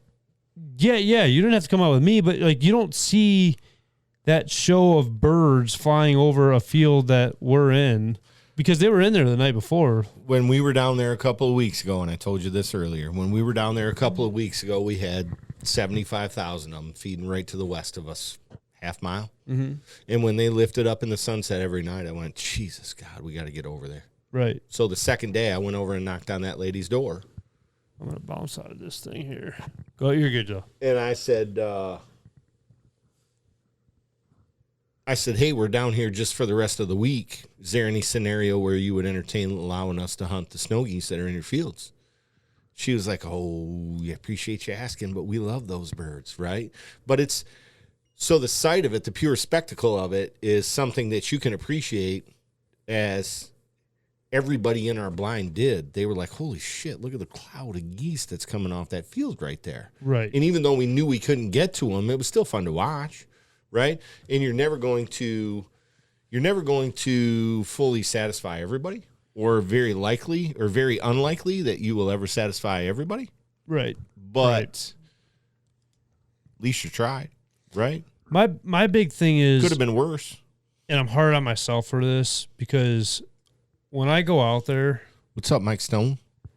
I want to have, and it even goes like towards turkey season, right? Where I want people to have the same passion as I do, or the same love. You can't beg people for that, though. It's either and that's there or the it's problem. not. It's either there or it's not. And that's the thing where I look back at it at the end of the day, and it's like, why do I keep inviting these guys out there that don't, enjoy it as much as I do, when this guy that struggles for birds or shoots 2 birds or a bird a hunt, or just tries to get out and go with his son or whatever, why don't I invite more guys like that would love to be out there? You know what I mean? I would rather go, and it's why I say I invite a lot of people snow goose hunting every year, but I invite the right people snow goose hunting every year. That's all that matters, though. And it's because if I'm going to be down there, if I'm going to drive 11 hours to go hunt these birds, I'm going to hunt them with the right people. I'm not going to sit there and listen to somebody bitch about not shooting 50 or 100 or whatever, because they don't realize that those are unrealistic numbers. Right. I'm going to invite the right people who will see. Let's say there's in excess of 1 million on the refuge. Mm-hmm. When those birds get up, there are birds everywhere. And when I say there are birds everywhere, there are birds everywhere. Yeah. Right? And I will always take 4 of the right people, 4 of the people that say, holy shit, I can't believe we saw what we saw today, versus 10 of the people that go, well, that was dumb. We saw all kinds of birds. We didn't shoot shit today. That's a scene that you'll never probably see again in your life. And the sunrise, the sunset with the geese getting off the roost. I mean, you're and it's every year. But like the guy is, excuse me, but it goes back to where that social media standpoint is kind of ruining it, I feel like. 1,000% it is. 1,000% it is, because if you're a guide service, I'm all about growing your following online, because it's an insanely valuable business tool to grow your you want to stand out from the next guy. Sure, and you want to post every successful adventure that you've ever had, right? But the reality of things is that there's also as many unsuccessful adventures as there is successful adventures.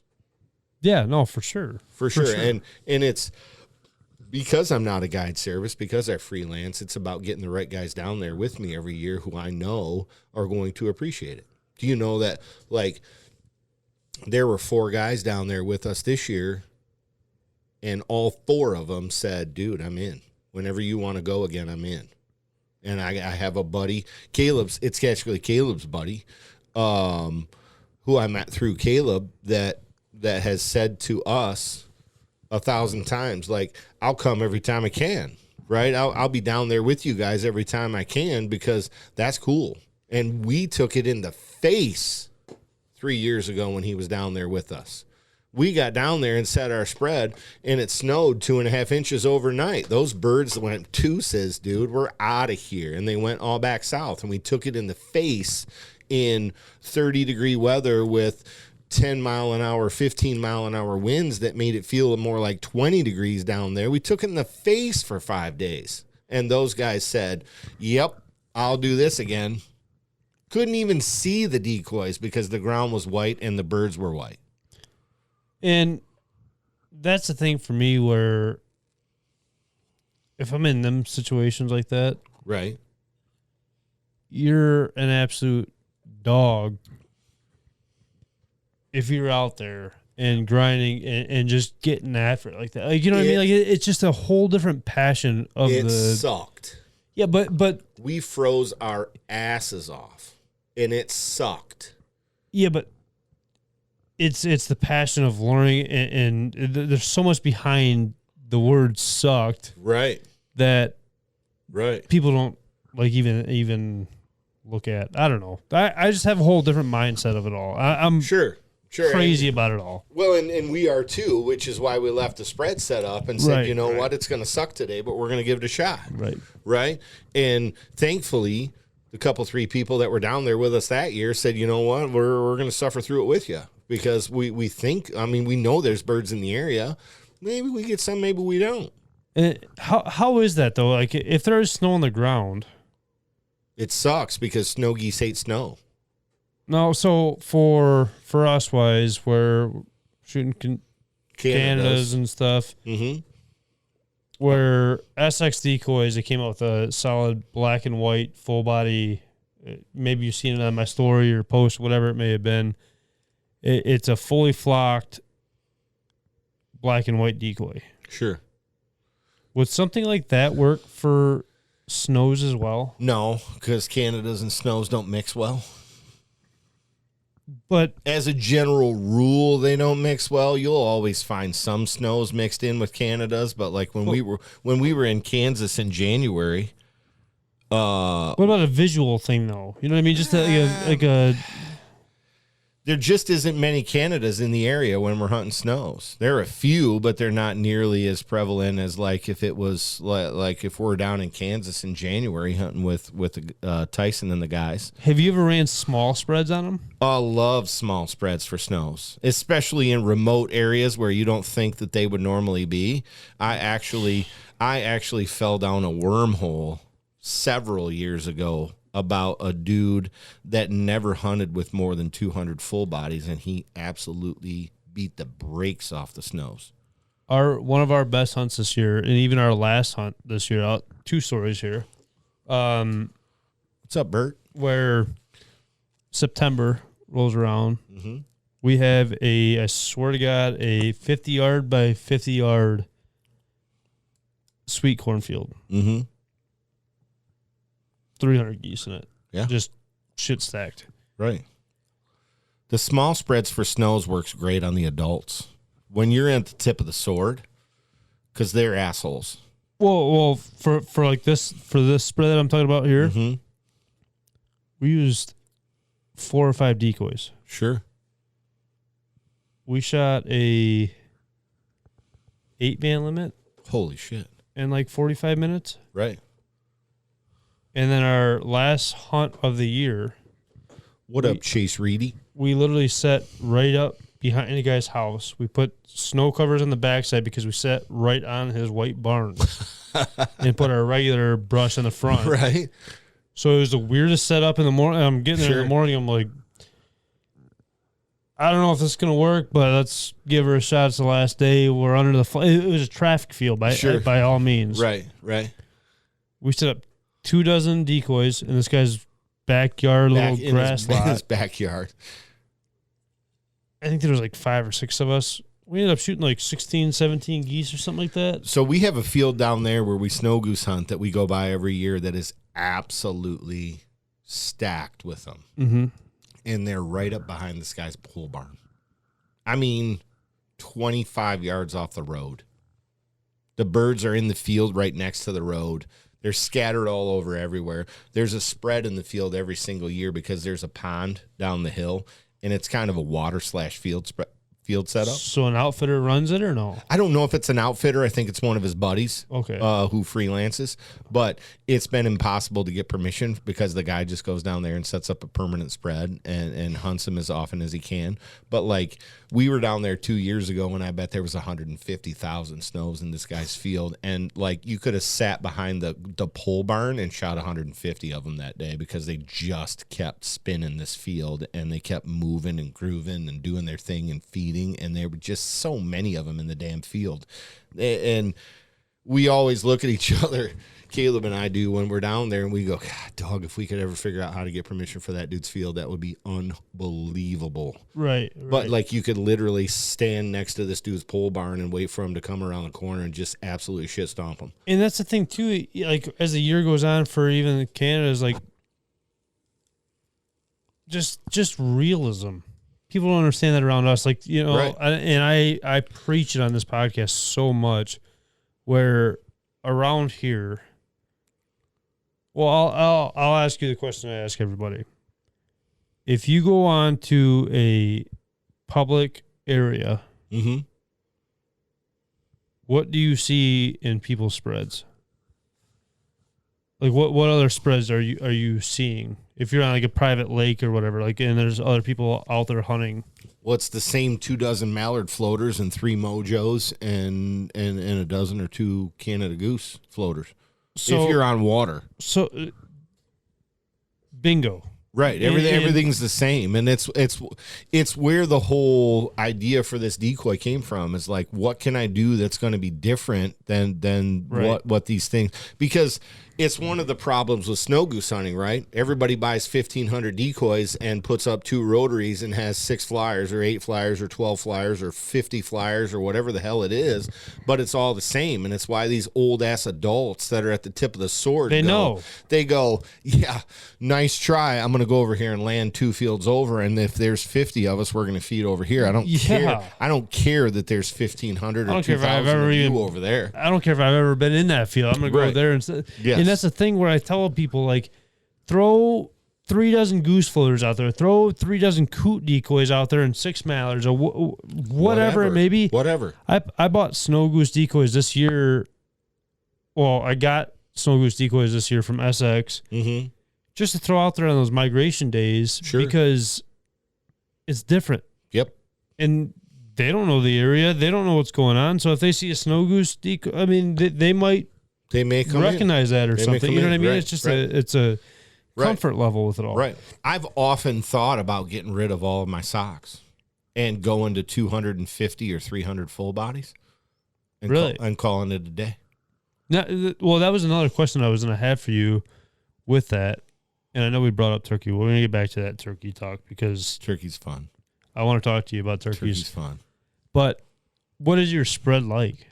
So I run pretty much the same thing that everybody does. I've got between 1,500 and 2,000 socks. I've got the guys from Top Down Decoys that we met at Point Mouillet. I haven't met those guys yet. I bought 20 dozen of those 2 years ago. But I got a question for you after. Okay. I bought 20 dozen of those 2 years ago to add a little bit of variation to it. Mm-hmm. I run a couple of flyers if I have to, maybe 1 flyer if I need to. And until I get the decoy finished, I'm not running a single rotary that goes from 3 to 9 on the clock. The spreads for What's up, Ash? snow goose hunting Love is you, brother. insane. Well, and it's for them, everything's about numbers, right? Everything's about safety and numbers, and is it safety in numbers, or is it a comfort thing though? it's both. Because then Because the comfort comes from the safety in numbers. And they know that if there's X number, let's say there's 1.6 million on the refuge down there, when we go down there, your feeds are going to be, feeds are going to be 50,000 to 150,000. And it doesn't matter how many decoys you've got out. If there's a feed anywhere near you, they're going to that, because there's birds jumping up and spinning and moving and grooving and all this other stuff. No, what kind of shape? Like, and I hate the word shape, because it doesn't matter. As long as you're feeding uphill, it doesn't matter how you set that thing. You can pack them tight towards the top of the spread. You can spread them out. You can leave a hole. You can not leave a hole. It does not matter.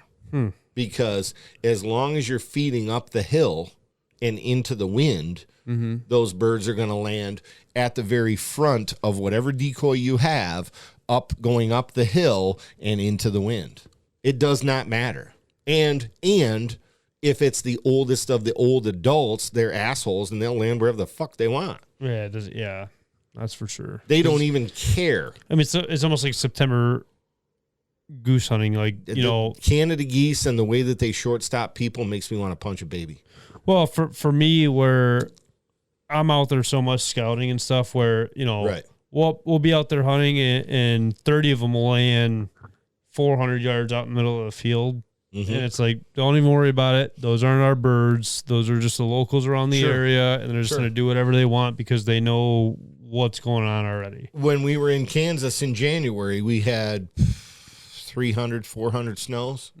Spin the field and then land 150 yards from our decoys. They're just the locals that probably know what's going on. They just don't give a damn. Yeah, they do not give a damn. Right. They will land wherever they want, and they will screw you as hard as they can and then laugh at you while you try to figure them out. And that's the thing around here too, where I find myself even, you want one? Yeah.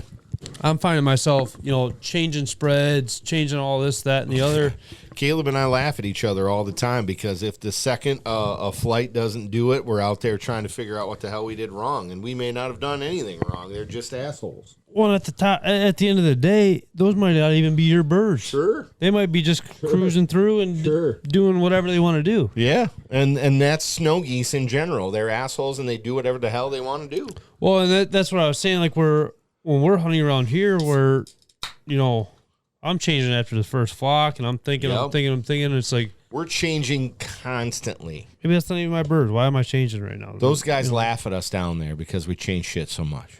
There was a hunt this year, and I feel like I started it, but I didn't finish it. But there was a hunt where I had, it was a hunt that I had the birds like 100 yards out from the blind. Yeah. We had, 300-400 mallards and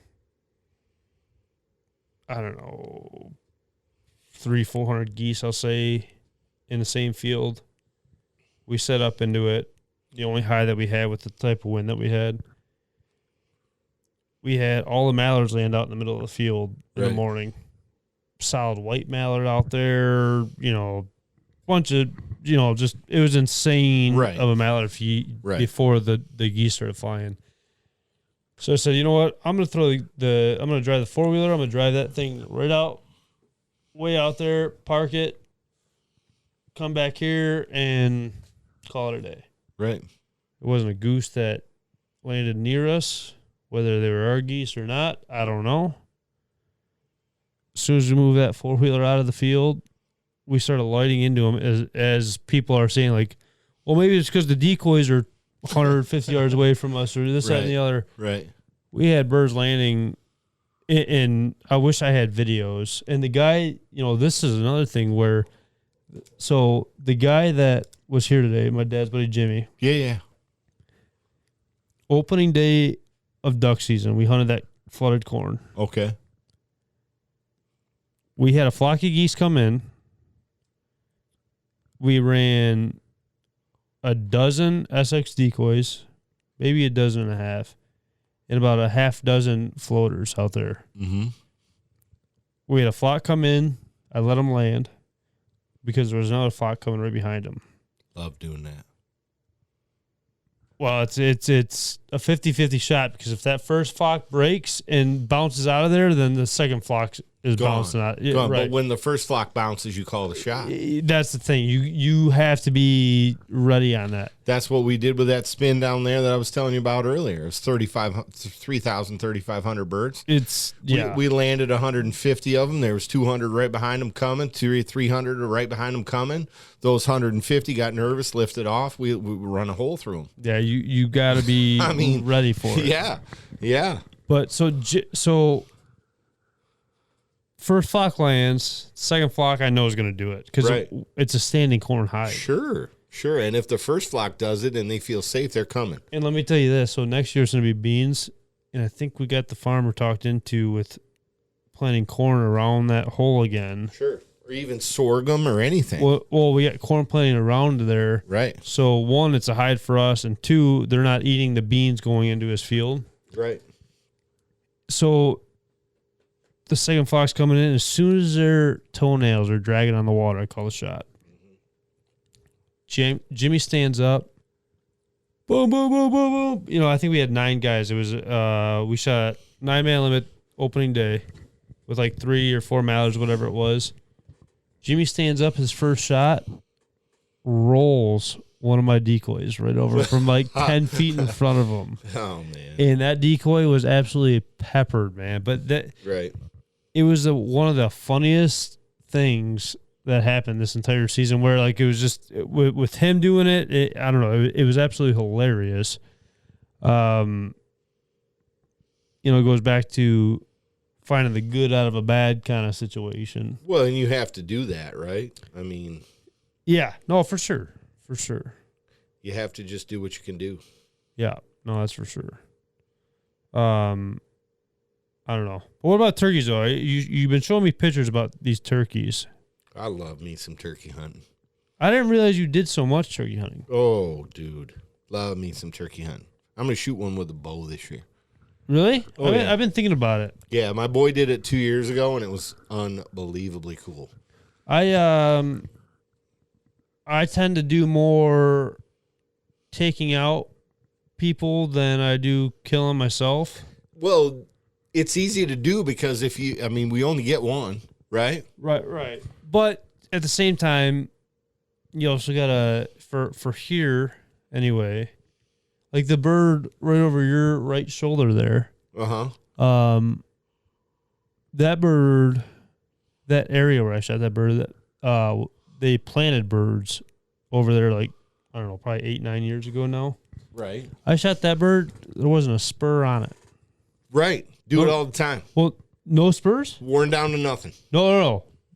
No spurs, worn down. I'm talking. Right. It wasn't even worn down or anything. So I don't know if it was a farm bird or whatever it was, but, you know, you got to be cautious of controlling the flock, right? Right. But I'm going to be honest with you, the turkey hunting for me is like your snow goose hunting, where I feel more passion with turkeys than I do almost waterfowl even. Really? I don't know if it's just a one-on-one with somebody else, or, you know, less pressure from a group of people, or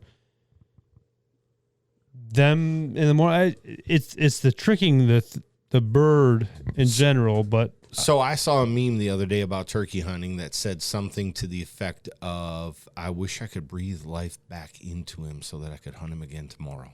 Oh, that's not a meme. That's a quote right there. That's a quote. Yeah. Right. And it totally would do that. So the people that understand it would understand that quote. And if you don't understand turkey hunting and the love behind it all and love behind that bird, like there was, like the last 2 years I shot a bird by myself. I did that last year where we have a field that borders our lease property, and they strut out in there consistently. Mm-hmm. But if you call to them, they're gone. And you shot it by yourself though? You shot a bird there? Went out by myself. I called it. I text both my son. I text both Caleb and my youngest brother, and I said, it's 9 o'clock in the morning, and I'm gonna have a bird dead by 10. So you guys can suck it at work. And I went out there, and I parked at the north end of the lease, which is the shortest walk out, completely forewent everything that I could have experienced between where we entered the lease property from my brother's property and where I ended up. I completely passed all of it up, took the short route in, sat down, immediately looked out in the field and saw 3 fans on the downside of the hill, and I sat there and I waited for him to get on top of the hill, and I just went boop, boop, boop. Here they come. And that was all I did, and all 3 of them went, ow. There's something special about it, shooting a bird by yourself, though. And I never said another word, and I shot that turkey at like 7 yards. Man. Because all I had to do was talk like that. I didn't overcall at them. That's a key, though. Because I knew they were super weary, and if you start overcalling at them a bunch in that field, they're done. They know what birds are around there, and what yeah. They know what's coming. Yeah. Right? Exactly. And I had all 3 of them in front of me. They came out of the neighbor's field and onto our lease property. Excuse me. And there's this little hole in the fence where they come out of this cut cornfield and they come into the woods. And they go down in this little saddle. And I was sitting on the uphill of the saddle against a giant oak tree with a no trespassing sign right up above my head. And these birds came in there and they stood there in front of me at 12 or 13 yards for a minute. And I wasn't saying a word. So they come into the woods and all 3 of them just, every hair on my body was standing on end because I dig that shit so much. No one understands that, dude. Nobody understands that. And the next thing I know, I'm like looking at all 3 of them going, well, that one's got decent spurs and he's got about a 10-inch beard. And that one's got okay spurs and he's got a 10-inch beard. And that one's got no spurs and he's got a 10-inch beard. So I think I'll take that one. And I waited for him to separate and I just went. Picked it up. Boom. He stuck his head up and I absolutely drilled him.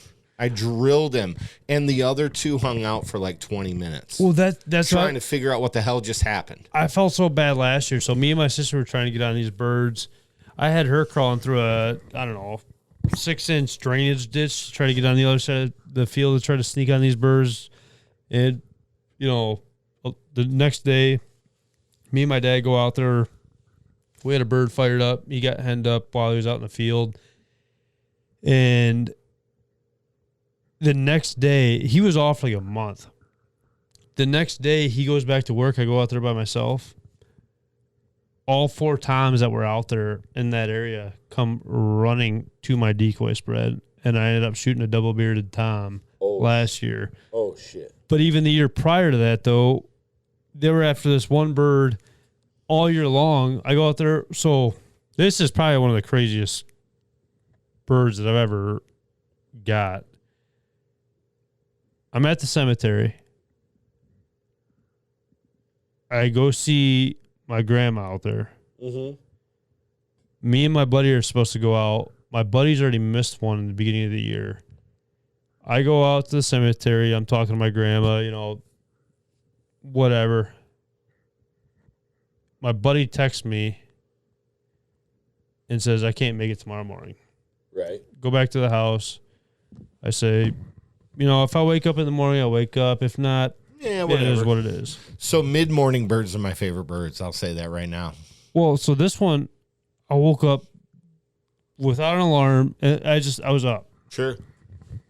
And don't know what's going on. And I get out there and I'm like, what the heck? All right, we'll pause it. We'll pause real quick. No big deal. All right, we're back from another break. But so what I was talking about the turkey hunt. I ended up waking up super early for that bird. My dad and uncle went out for that bird all year long. And this tom was out there every single day, and that bird would come, or the hens would just go to him. Like he didn't have to do nothing. He'd get out in the middle of the field, and everything would come to him. There was no chasing. There was no nothing. Like they would just come right to him. Right. There was no. Yeah, there was no trying at all. Like he was the boss. Well, and the ladies knew that he was the boss. I killed that bird that morning at 7 yards. Really? I walked 7 steps and he was laying dead right there. Isn't that the coolest thing in the world, though? And for him to be that close, and I even let him just walk around, do his thing, and whatever. And it was just like, how am I this lucky right now? Right. To be able to have this bird. And it's like, to hear the drumming and all of that, like it's, I don't know. It was just a surreal feeling for me at that moment. Right. I don't know. Absolutely crazy. Well, I mean, it's confirmation that we're out there doing it the right way. You know what I mean? For sure. It's that's what scares me about the TSS loads. So like, yeah, they're an amazing thing, and I can't wait to shoot these Migra turkey loads. But 7 yards, what's it going to do to a turkey? You know what I mean? Well, sure. They got 545 pellets in that thing.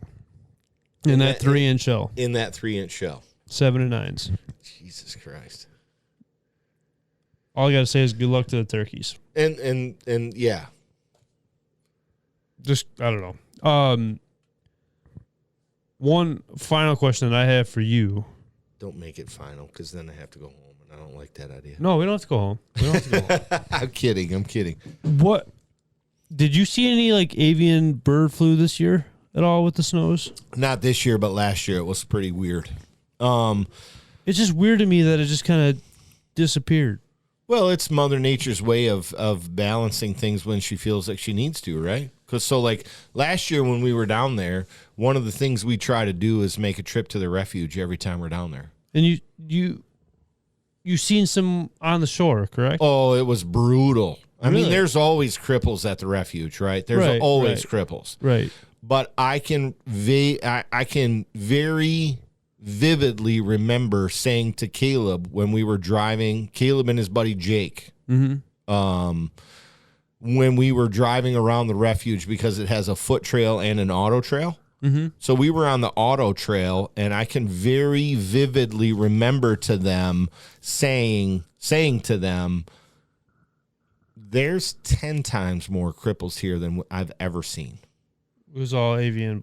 And we literally left the next day, and by the time we got home that next night, I jumped on Facebook, and I had seen a post from Los Bluffs Refuge that said, all foot traffic and auto traffic is closed. We've discovered an outbreak of avian influenza on the refuge. So what it was is they weren't cripples. They were birds, and they were bleeding like crazy. They had their heads on their backs, twitching and swimming in circles, and bleeding like crazy, and it was the avian influenza. I don't know. It's So it's why the conservation order really kind of exists, right? Because biologists said years and years and years ago, when you think about it, it's 2024, right? The conservation order started in 97, 98, depending on who you talk to. And so we've been doing it for roughly 25, 27 years. The population has quadrupled in that time of snow geese in just the Central and Mississippi Flyway. It's quadrupled. with the hunting. With the conservation order in place and with expanded fall harvest rates. And that's what's so crazy. Like, why haven't we seen more like this way, I guess, just because there's so many of them. It's because insane. if you think about what Michigan is, we're surrounded by the 5 Great Lakes. Which that's what I feel like they would want, no? No. They want the cropland and stuff, but once they get inside of the borders of the Great Lakes, whether it be Lake Michigan or Lake Erie over on this side of the state, they're screwed. What do you mean? Well, they've got to fly either south and around the bottom of the Great Lakes, or they have to fly across an entire Great Lake. Think about how wide Lake Erie is or Lake Michigan is at certain points. Lake Erie is not, I mean, it's wide, but it's not crazy if you really think about it because of Canada being right there. And it's not, you know, there are some spots, don't get me wrong, where you can't see shore to shore, but it's very far and few between. I mean, I go out and fishing on some spots. I can see all the way to Cedar Point while I'm fishing in Michigan water. You know, so it's you know, certain spots, yeah, I understand that. But others I can't talk about because I haven't been over there. So Lake Michigan on the west side of the state is 118.1 miles wide. 118? Miles wide. If you get inside, if you get on the east coast of Lake Michigan, let's say on the west side of the state, Because their migration route is widening every year. Again, they get hunted 10 months out of the year. They're insanely pressured. I can't think of another waterfowl species that is pressured as much as snow geese in terms of hunting pressure alone. Well, there's not. There's predation, there's hunting pressure, there's all this shit, right? And there's still... And the population has still quadrupled since they started this conservation order in 97, 98. They get on the east side of Lake Michigan in the mainland of the state of Michigan, and they're screwed. Because you've either got to make a decision to go back south, down by Chicago, and around over in. And let's face it, though, if you're going past Chicago, you're probably going to get shot at regardless. 100%. Right. Yeah. Gun laws. Strict gun laws. Well, you're still going to get shot at regardless of the gun laws. Right. So you either go south and go back around where you just came from, or you try to figure out how to go north and then cross Lake Michigan at 118 miles one way.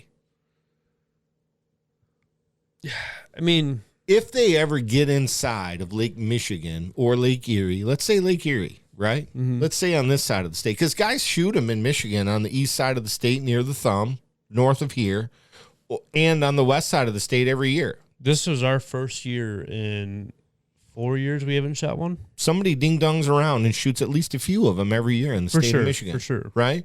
But once they get inside the borders of the state of Michigan, they're screwed. Granted, it was on the south, the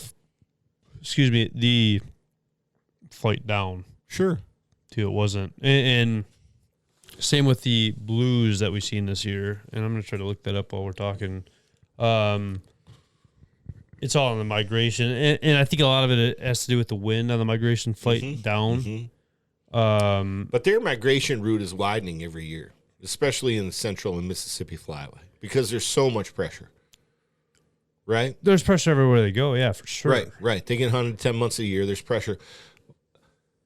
For sure. I mean, I used to think that it'd be 5, 6, 7 years or so, and we would have a spring conservation order. Those are two studs. Those are stud blues. Those are in my roost, or were in my roost. What? Yeah. Those are studs. Yeah. I mean, seriously. Yeah. No, I told you. Those are studs. Yeah. I mean, it doesn't flip that way. Caleb used to work at a gravel pit just south of where we live. I mean, look at that one right there. Right, I saw him. That's insane. I saw him. Remember, I said I have an insane affinity for blues. I'll send you those pictures just so you can think about them tonight. You do what you want with them. Oh man, put them on my OnlyFans later. Oh, that's right. But every year we get I don't want to say a handful, but a couple blues, snows. I mean, last year. That's enough reason for me to come over here this fall alone. I didn't even know this. So I hunted this field, and it was a field that I was telling you about where we seen like 5,000 the one day, and the guys were looking everywhere. Right. I got a call after from my buddy, the Dirty 30 crew, Justin, Ryan, and Robbie, that hunt on the other side, and they're like, "Did you guys shoot any of those snows or blues or specks or anything?" I'm like, "What are you talking about?" And he's like, "You didn't see them out there?" I was like, "What are you talking about, dude?" Right. There was snows, blues, and specks in that field that I was hunting, and I never even knew it. When we shot those Rossies down in Kansas in January, those dudes from Louisiana were just giggling at me. Because I was out in front of the blind going, fuck yeah, man. Here we go. We go. We don't see that stuff, though, man. And we drove past the roost every morning on the way to the hunt. Right. And I could see all the snows in there. And I told the guide, I told Chasen down there and Dylan from Harris Outfitters, I said, you guys shoot all the Canadas and the Lessers and the Mallards you want to shoot. I want to shoot those goddamn whitebirds, man. Well, that's why we're traveling, right? Sure. And that's the hardest part for me, where people invite me to go places, right? Right. They invite me to go Oklahoma. Dude, we gotta go to Oklahoma and shoot a pile of lessers. That's insanity how many lessers they get there. Lessers is one thing, right? Lessers are cool. You ever seen a lesser or a cackler?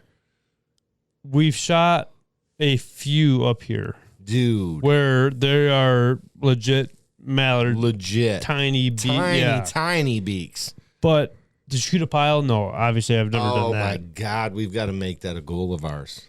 I got the people to do it. Do you? Oh, 100%. But the thing is, though, when I'm getting invited for these spots, it's like I don't want to go down there and shoot the same ducks that I'm shooting up here. Dude, seriously, though. No. You have to change that. Because shooting green beans on a dry field in Kansas. That's all I do here, though. It's different. Why is that? Because, like... You know our biggest hunt last year? What's that? Yeah, our biggest hunt last year, we had, I think, 2 or 3 hunts last year. We shot 70-plus birds a hunt. Right. I think it was. That alone, though. So for me, the big thing for me is that when different I go, scenery, different people. And when I go down to Kansas and or Missouri, and I'm hunting dry fields, I don't see wads of mallards that are 50, 75, 100 up here. I don't see that. And it may be the difference between where I'm hunting and where you're hunting, but I don't have flooded corn down there that I have access to, right? So for me, I've had that experience one time where I had so many mallards spinning us at the same time, I didn't know whether to shit run or go blind, right? And I say that every single morning, even if I'm going to work, man. Right. And I'm hoping I'm going to go blind before I go to work. That way I don't have to get to work. We had 7 of them in the hole, and I almost had to beat Caleb's buddy down with the butt end of my gun to keep him sat down so that we could let these birds finish. But, we had a couple hundred mallards late season. I bet it was 5 years ago or so. We literally busted a hole in the ice to even hunt. And we had 200-300 mallards spinning the hole at the same time, and I was so enamored by the whole thing, I never even called a shot because I didn't want to shoot 7 of them and educate the rest of them. So we never pulled the trigger on them, and they all landed on the ice in the middle of the lake. I do the same thing a lot of the time, where, especially first thing in the morning on a private piece, right? I'm jumping those birds up and having them trickle back in instead of shooting all those birds at one time. That's for sure. But, and I'm saying this at a humble state where, again, to go somewhere to do the same thing I'm doing here. Dude, I'm telling you, it feels so much different. I mean, I'm sure it does, obviously, and I shouldn't be so, neglectful. I don't even know if that's a word, but I shouldn't be. It is. I shouldn't be not. You shouldn't be so judgmental about it, right? Because I promise you, even though we're shooting the same green beans down there that we're shooting up here, it feels just a different experience. It feels so much different. And when we shot those snows in Kansas in January, I was watching a ball of 150 mallards behind me coming around the end of that dry pond, that cattle pond. I was hoping to shoot them. Dump it in, and then different birds. Then Braden and the boys from Louisiana went, holy shit, look at these snows with their feet down right in the decoys, and it was 20, 25 Rossies. Just that cornfield right there. Well, one of the pictures when it iced over. Right. But, I don't have the benefit of that where I'm at. So for me to go out of state, and even though, because again, I'm a self-professed mallard snob. Mm-hmm. I'll shoot. I love shooting different ducks, widgeons, pintails, gadwalls, spoonies, whatever. Those guys laugh at us down there when we say, dude, just show me a stud spoonie, and I'm putting it on the wall. And they're like, dude, why would you waste a shell on a spoonie, right? I'm like, well, because I'm from Michigan where guys shoot mergansers, lawn darts. I was say I'm wasting 3 because I'm probably missing all 3 shots. No, shit, no. You can't miss them at 10 yards, right? 15 yards, 20 yards. Well, okay. For me, I'm going to go back, though. I'm going to go back to, what was your first snow goose spin? 5,000 birds. How close were they? I mean, those dudes were in our face. How many did you hit? None. That's what I'm trying to tell you right. I'm trying to tell you. It's possible, trust me. I've been hunting ducks long enough. The ducks don't negatively affect me like the snows do, right? But if you get a big wad of ducks dumping in like that. Sure. You know, but that's, I mean, it's one of those things too where, you know, I want to experience the out-of-state hunts. Don't get me wrong. And that's why I say I promise you got to come with us. Saying it as humble as possible. Sure, you got to come with us, though. But with my dad, my sister, the girlfriend, everybody out there doing that, being there. Right? Yes. We could book an entire field for ourselves. But yes, like I would like to have a time where I don't have to worry about it all. But my biggest thing, honestly, is I'm so like, and I feel like you're the same way, where you are so my decoys alone. I am so anal about that kind of stuff where I feel like a guide service, I'm learning one. I promise you the guys you're hunting with out of state are built the same way we are. And I promise you one thing too, where I won't be talking shit about them either. No. Right? Like, how do you hire somebody and go out of state and then talk shit about them when you come back? It takes a different breed to do that, I'll tell you that. I promise you it does. It takes an insane lack of appreciation for even being invited. Well, and it goes back to learning off of even the quote-unquote bad hunts. You know what I mean? Like, you're not even realizing what's in front of you. Sure, you can learn something from everything. Yeah, right. Is every hunt that I pay for great? No, not at all. But you know what? It is on another totally, completely opposite end of the spectrum. It is. Right? Because it's not me hunting here. It's me hunting with a group of guys that are my favorite group of guys in this world. Right. And people that when we see each other after a few months, they go, God damn it, Mike Kendall, you're back in camp. And I go, yep, I sure am. It's so good to see you. Well, let me ask you this. I mean, even we'll go back, say, 10 years ago. You told me earlier you would run through a fire for these guys. I'd run through a firefight for these guys. Did you ever think you'd be able to say that about a guy from, way down south from us? From another state that I'd never met? No, but it's my favorite part about this adventure that I'm on. And that's what's so crazy about It's why the apparel company exists. Yeah. I mean, it's at its core. Right. At its core, right. It was designed to connect me with people who are like-minded. Right. At the end of the day, whether I hunt with them or whether I don't hunt with them, whether they message me on Facebook or Instagram or whether they don't, if they order something, I've sent shit all over the country. From Texas to Colorado to Illinois to South Dakota to Nebraska to Missouri. Well, why are we so close still?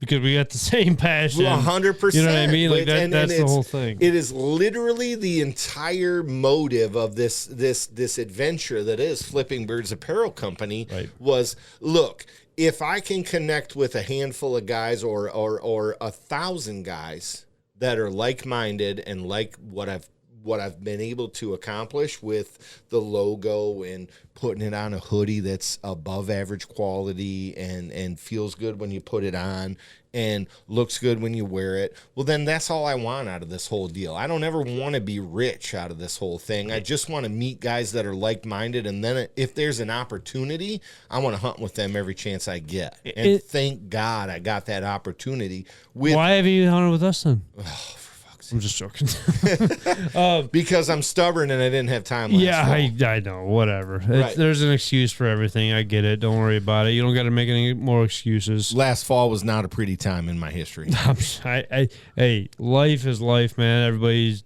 going through it. Everybody's got Right. some downtimes. I Right. understand it. But and that's the thing that like I never, even on like the journey that we have, me and Trav talk about it quite a bit, where you know, for us, you know, we have the podcast, we have social media, we're getting the sponsors and the hookups, and I don't even like to use the word the hookups, just the partnerships, I'll say. Right. I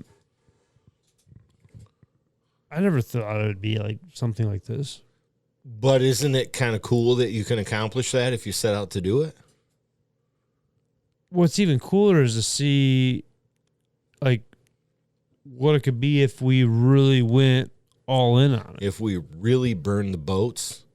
I found that the other day. There was a video I found the other day. It's 43 seconds long. It says burn every fucking boat. I've seen that. Burn every boat and go all in. Every escape route. Yeah, every escape route Yep. you've ever got. Do not stash one in the weeds. Do not hide it. Do not burn every boat. That was a crazy inspirational. Super powerful, right? Like if you, and here's the thing though too, like where if you have to dive into that conversation though. If you did it like your life depended on it, think about where it could be. If you burned the boats and did it like your life depended on it, think about what you could build. From what we just are, like what we've built already and barely trying. Right. Think about where you're at versus where you could be in even 6 months. And it's why I listen to Goggins every day. It's why I listen to Jocko every day. It's why Jocko's a really good one. It's why I listen to Andy Huberman every day. It's the gas for the fire, right? It goes back to, like you said, 2 years ago. I can't believe it was 2 years ago when I first met you. I can't believe it's been that long. That's insane. But from where we are now to 2 years ago. And think about where you'll be in 6 months. Right? You got a guy making you a new table for your podcast stuff so that we're not looking at all these wires that are coming up from the bottom. Right? Don't make me overthink it, man. Don't make me overthink it. You're not overthinking anything, but like that's the greatest part about who we are as not only people, but outdoorsmen, entrepreneurs, and the whole nine. Like we're built in the same way where we're all overthinkers, right? Because we have to get it right. Well, and that's my biggest thing with like the area that we have now. You know, you're a prime example of why I'm so fortunate to have the area that I do. Sure. Because just today alone, you know, hey, just meet me over here. We'll go grab some food. Sure. Hang out for a bit, and then we'll go run over to the studio and Right. And oh yeah, by the way, the studio is just a couple buildings down from where, where we're going to meet. We'll shoot some pool. We'll hang out a little bit. Right. You know. Right. Listen to some music, BS for a little while, and then talk for 3 hours on a podcast. Yeah. Well, when it's right, you know, it is what it is. I don't hate it. I don't hate it a second. How can you? I mean, I've said to you 100 times, if I've said you once, I'll be here all night. Because we could hang out and sip sodas and talk waterfowl and hunting and entrepreneurship and business and goals and everything for 100%. Hours and hours and hours, and I would never run out of energy. No. It's when you're with like-minded people, it just keeps on rolling. And it goes back to, you know, I've dealt with a lot of things where you go through hunting groups, you go through hunting people, you know, there's not your right fit. But you, at the end of the day, you're always going to find that right. You will always find your tribe. It always goes back to that. I saw a quote a while back when I was going through the shit, when I was sitting in the mud and dealing with the worst of the worst. Mm-hmm. In what's gone on for me in the last year of my life. Mm-hmm. And the quote was, my only job is to be who I am authentically, and the right people will naturally gravitate. How's that worked for you? It's amazing so far. And it's crazy, like, once you, like, see that a quote like that and then live it. And it kind of, we might be getting on a tantrum here with that kind of stuff, but Whatever. it goes. I'm all about motivational shit. But it goes back to even like the waterfowl or just the hunting industry in general. Right. All you have to do is authentically be yourself, and the right people will naturally gravitate. You will find your tribe. And that's what we talked about even earlier before we started recording was right. The people doing it the wrong way. Just be yourself. There are enough people in the hunting industry as a whole. Never mind waterfowl. Mm-hmm. Think about waterfowl, or think about whitetail deer hunting. Think about turkey hunting. Think about all of the posts that we see in our little bitty corner of the world, mm-hmm. where people are like, I can't believe people are doing that, right? And the snow goose world, once you dive into it, is full of people like that, where you're like, holy shit, how do people hire them, right? But they're going to do their thing. They're not my people, right? They're not my tribe. I will stick with my tribe, whether that's good, bad, or indifferent. They're still my tribe. Right. And I will, like I said to you earlier, I will run through a firefight for Tyson Richard Harris. I will run through a firefight for that dude. And Kyle Howard? And Kyle Howard. All right, I just want to make sure I was in there. Okay. Yeah. Right. I mean, and it's because he's shown me that this little adventure that I'm on, that is this apparel company, even though it's not much, he's shown me that it's something. He's shown me that I'm enough. Right. And that's what, in the very beginning of this, where I talked about the little hump. You know what I mean? Like, you've had a lot of stuff go completely wrong for you. Sure. J Mac and his wife, Nicole, Suzanne. I run through a firefight for those people too. You could have gave up so many times. I should have given up so many times. No. Don't say that. No. And I don't believe that. I'm saying what other people think is that I should just call this thing a day. Yeah. Okay. Right? From other people's perspective, I'd call this thing a day. And I didn't even share this adventure with my dad or my brother, mm-hmm. my youngest brother, who I'm in communication with every day. I didn't even share it with them until I was 3 years in, because I didn't want to hear what their opinion was, because I knew what it was going to be. Right? Yeah, you got to have the haters, though. I fucking love every one of them. That's what I'm saying. I love every one of them. You have to. They are the gas for the fire that keeps me moving forward every day, because, again, at the end of the day, I want to give them the biggest middle finger in the world without ever saying a word to them, right? And because they know. Yeah, they do know, right? They do know. One of my favorite quotes ever is from a guy named Gary Vaynerchuk, right? Moved here as a young Russian immigrant to run his dad's wine store in New York City. Uh-huh. Right? One of my favorite quotes ever is from him, and he says, if anyone has ever done it, you can too. Right. I mean, and if you think about it, Drake Waterfowl started it as exactly where we're at. And that's the thing where people think they're some big crazy corporation or whatever. They're just people like us. They are, but they've given it the attention that it deserves. Right, exactly. But at the end of the day, they started the same spot that we are. They put their pants on one leg at a time, just like we do. They get up every morning and they kiss their significant others goodbye before they go out and they put in the work. Right. And if anybody has ever done it, we can too. And if we put in the work. And that's those people that are, man, it must be nice to be able to hunt every single day. Must be nice is one of my favorite quotes ever. No. What it is it's a grind, and it must be the at times the most uncomfortable goddamn position you could ever put yourself in. It must be some of the most uncomfortable and frustrating times you could ever put yourself in. It must be some of the most humbling and humiliating times that you could ever put yourself in. It must be some of the most uncomfortable positions you could ever put yourself in. It must be all of that, but nice.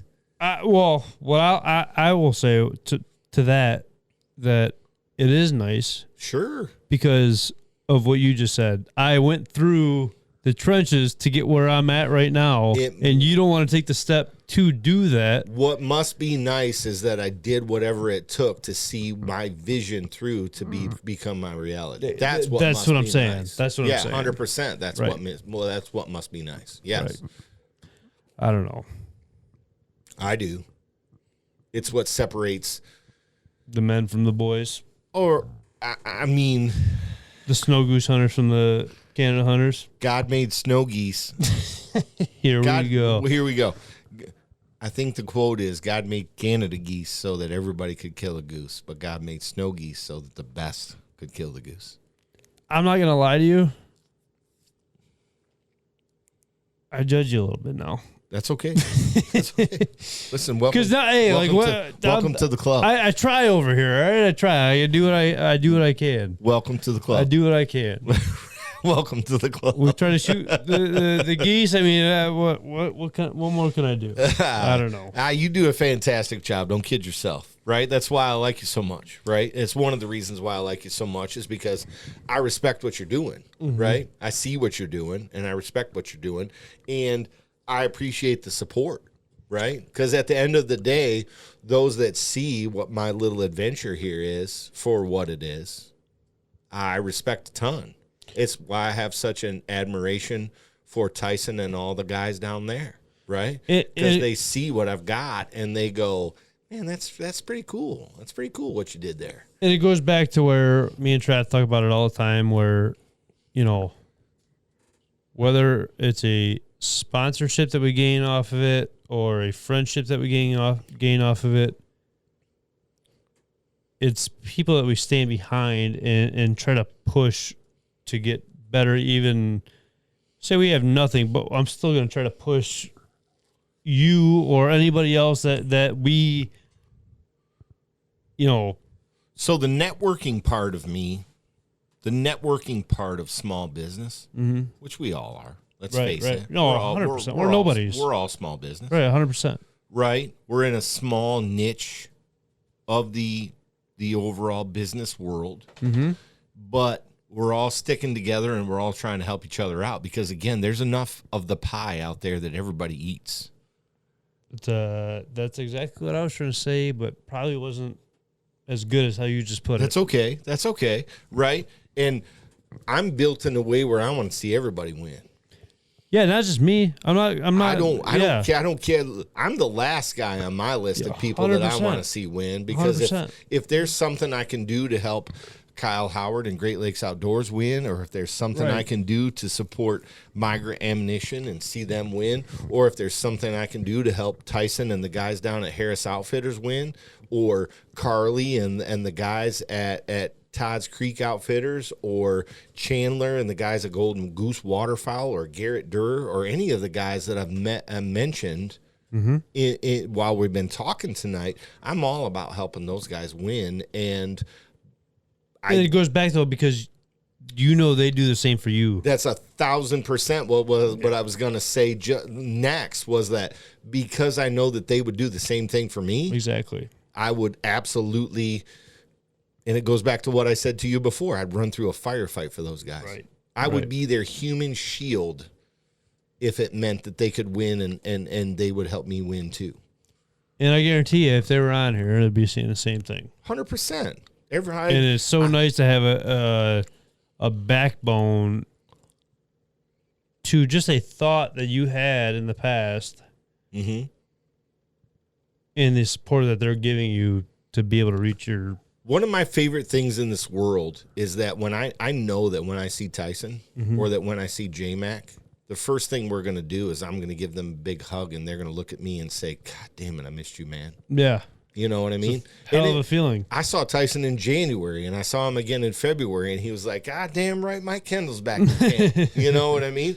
And I love. So now I feel bad and give you a hug at the the bar there. No. I mean, and it's really why I do what I do, right? I mean, it gives you the drive. It's those relationships that you build throughout this crazy adventure that is whatever it is, right? It's whether it's the apparel company or whether it's waterfowl hunting, or whether it's just crossing paths. I don't think we cross paths with people by accident. I don't think so either. I think that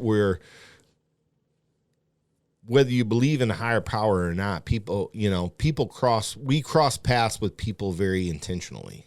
Right. And my mom, I love her to death, and I haven't had the benefit of her here with us since 2015, but she used to bore me to pieces with everything happens exactly how it's supposed to happen at exactly when it's supposed to happen. You know what's crazy about that, though?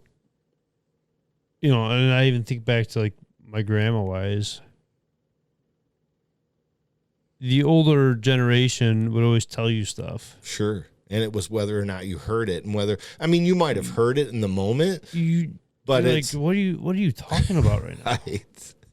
And that's why I say, and then at some point in your life, it clicks to you, and it's like, holy Ned, that makes all the sense in the world. And that's why, why I jokingly say that my mom used to bore me to pieces with that. Yeah, right. It's just like, because if I only took that then, how I took it now, I promise you, I would give an insane amount of whatever someone asked me for.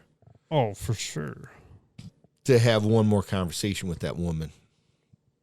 It's almost, I don't know, that family to that extent is a whole different, like, topic, touch, whatever you want to say, but that's why I talk to like the older crowd, because they have such a story behind it all. We could do another 3-hour podcast on that topic for sure. Oh, 100%. For sure. Yeah. It's when Caleb was younger, I'm a single dad raising 2 boys. And I thought I blew hot air in his direction for a bunch of years. Mm-hmm. And that kid shows me every day that he heard every word. It's not when you need it, or not when you feel like you want it. It's when you need it. That alone has got to be a powerful thing. It is insanely gratifying, right? To be able to look at that kid and see so much of me in him, and to have him show me that there aren't many days that go by where he doesn't show me that he heard every word. Where for years and years and years, I was like, Jesus Christ, I'm just blowing hot air in this dude's direction, and is he ever going to get it? Right. And he shows me a little bit every day now, right? That he heard every word. And that's the hard part for me, where, like, I was the first, just example wise, like, waterfowl hunter in the family. Right. I took my dad out for his first hunt, shot his first duck, shot his first goose, whatever. And it kind of goes back to the same thing. It's like, man, I hope he sees that, like, what he's taught me or what he wanted. We're at the point now where we're able to do it. I told Caleb maybe a year ago or so. It might have even been more recent than that. Like, I don't do this shit for me. I don't take him on these adventures for me. Right. I do it because I hope that at one point or another, pass it on. When I'm no longer able, right, that he thinks back when he's doing it one day, and he thinks back about some of the adventures that we had, and for a second even, he smiles and goes, "Yeah, my dad was pretty cool. My dad was willing to take me on adventures that not a lot of other kids had an opportunity to do." And right? That's what, like, the Prim Springs, like, I was talking to him the other night, and it's one of those things where, he grew up in the outfitter business. His dad started off with his buddy, and they were renting out a hotel and stuff, and now here he is, one of the top guys in the outfitter, and his dad started it all, but he understands the whole process of it all. Right. Like, he gets it all. I tell people all the time that I'm a collector of memories, not money. And that definitely comes in time. Sure it does, right? But I've been duck hunting for 35 years, And right? For me right now, in next year, what will be my 36th season of hunting waterfowl. Right. For me, it's about watching the world wake up and watching the world go to sleep if I'm lucky enough to hunt in the afternoon, right? Well, I mean, just example-wise, like even like this room here, right? So I got pictures from Right. the 60s, 70s, 80s, whatever it may be. That's like that history and like the We think we have ducks and stuff now. Those guys lived in the heyday. well, not even just that though, but like it's like the history what of it was. Sure. What it was for me to do what I do now. Like what those guys were doing for Well, they're laying the foundation for guys like us, right? in that yellow brick road. I'm bouncing back Sure. 40 different steps back just to kind of make sure I knew and don't forget. Well, and that kind of stuff. it's an appreciation, right? It's appreciation Right. for the ability to even do it, right? We're incredibly lucky to be alive in a time where we can do that and to live in a place where we can do that. It may not be the best duck hunting in the world, and that's cool, right? But like at least we get to do it. You've got a much different experience here on the east side of the state than I've got in the southeast part of the state. Yeah, but that's a tricky thing to say though, because it's not the best time, but it's your best time though. Sure, it's all we've got. So that's the best time then, right there. You know what I mean? It's all Like, we've got. You can't say it's good or bad. Right. It's your best time right now, so there's no down talking it. Nope. You know what I mean? Nope. And as I go through seasons, right? Mm-hmm. As I go through more and more and more, and I get into my 36th and 40th and 50th, hopefully, and whatever, however many seasons I've got left. You just got to make sure that you have enough money saved up for where you can buy one of those off-road wheelchairs, Right. Just the remote control to get you in and out of the fields, and Caleb and Ace will do the rest. Right. As long as you get out there, you'll be all right. As crazy as it is, right? And it's so related to what you just said, but as crazy as it is, in my final days, I just want that boy to take me into the snow goose field one more time.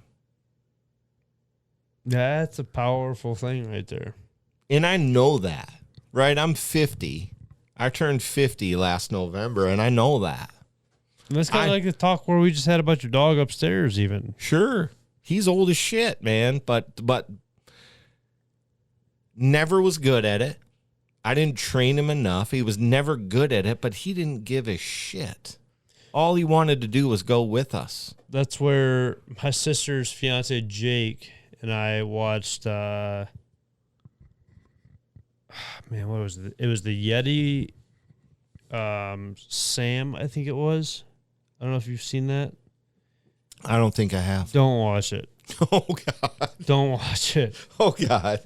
I'm a sucker for sappy movies anyway. It's a short film about a dog. Right. Don't watch it. So Vandemore put out a video With Kai.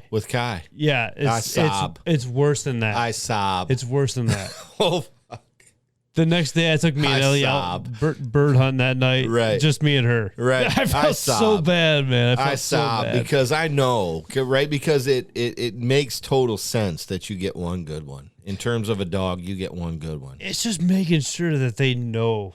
They do. But you don't know that. You know what I mean? But that's the craziest part about it is that they do know, right? They do know. Right. Ace genuinely is a different dog when he knows that we're going hunting. Oh, if you don't, there's a difference between that bird dog. I mean, that Rip, dude's Ellie, motor never stops. Yeah, that. Well, I'm surprised he's even laying down right now. He's the best dude, right? Dude, wait till you meet Ellie. Really? He's amazing. He is amazing. Ace is insane. His nickname should be Captain Insano because his motor never stops. And if he's like, my favorite part about watching that dog do what he knows he was built to do now. Yeah. was like, it was watching him connect the dots that day that I was telling you about earlier. He It was like and stuff. You could see the light bulb come on. Yeah.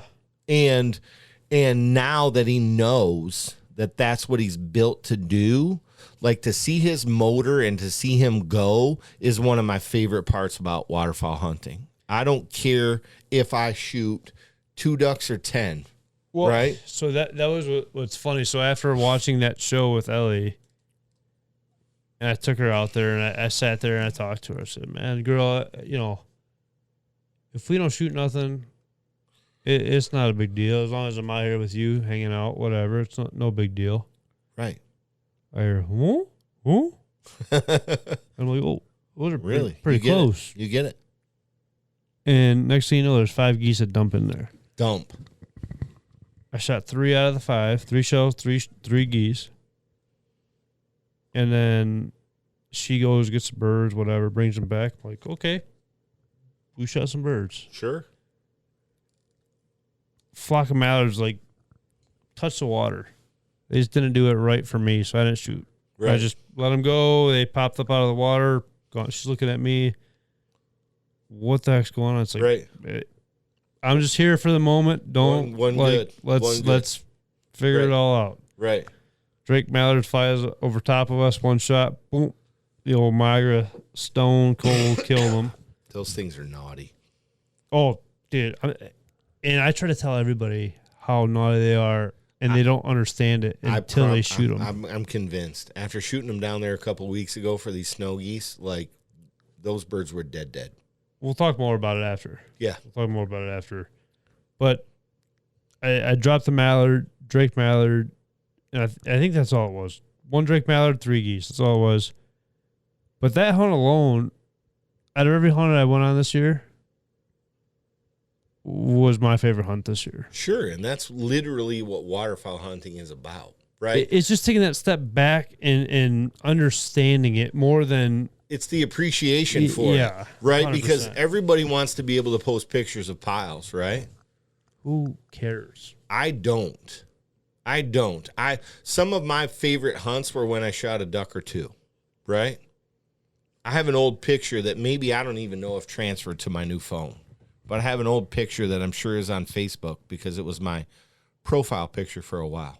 Mm-hmm. It was a late season Drake Mallard, and it was snowing flakes that were as big as a 50-cent piece. And it was a big snowflake. It was myself and my youngest son, Jacob, and I said, boy, if they're going to do it today, they're going to do it in our face. Yeah. And we had this big Drake Mallard circling, and I called the shot. It was all by himself.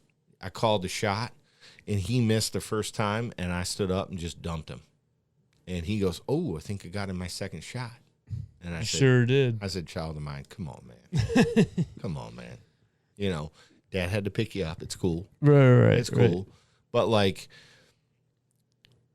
it was the only duck we shot that day, right? But it was being in the snow, being in that element, seeing that bird work, and then calling the shot and knowing that, like, we got that duck and there was snow that would hit the water and it would melt instantly, obviously, when it just the memory behind it when it hit the water. But it was the hunt. It wasn't the bird. It wasn't.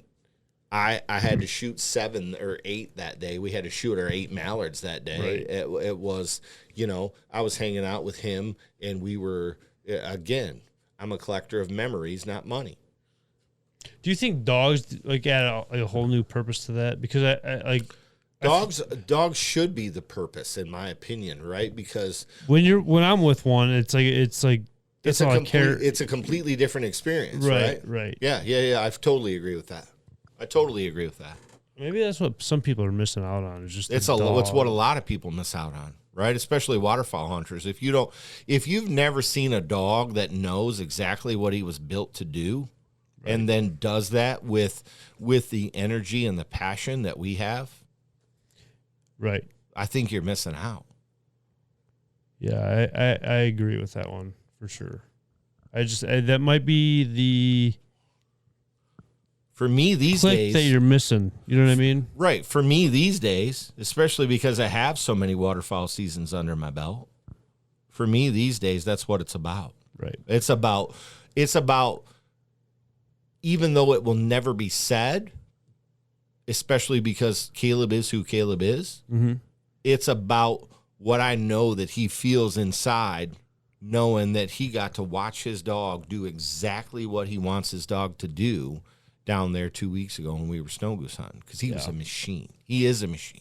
He not was a machine. He is a machine.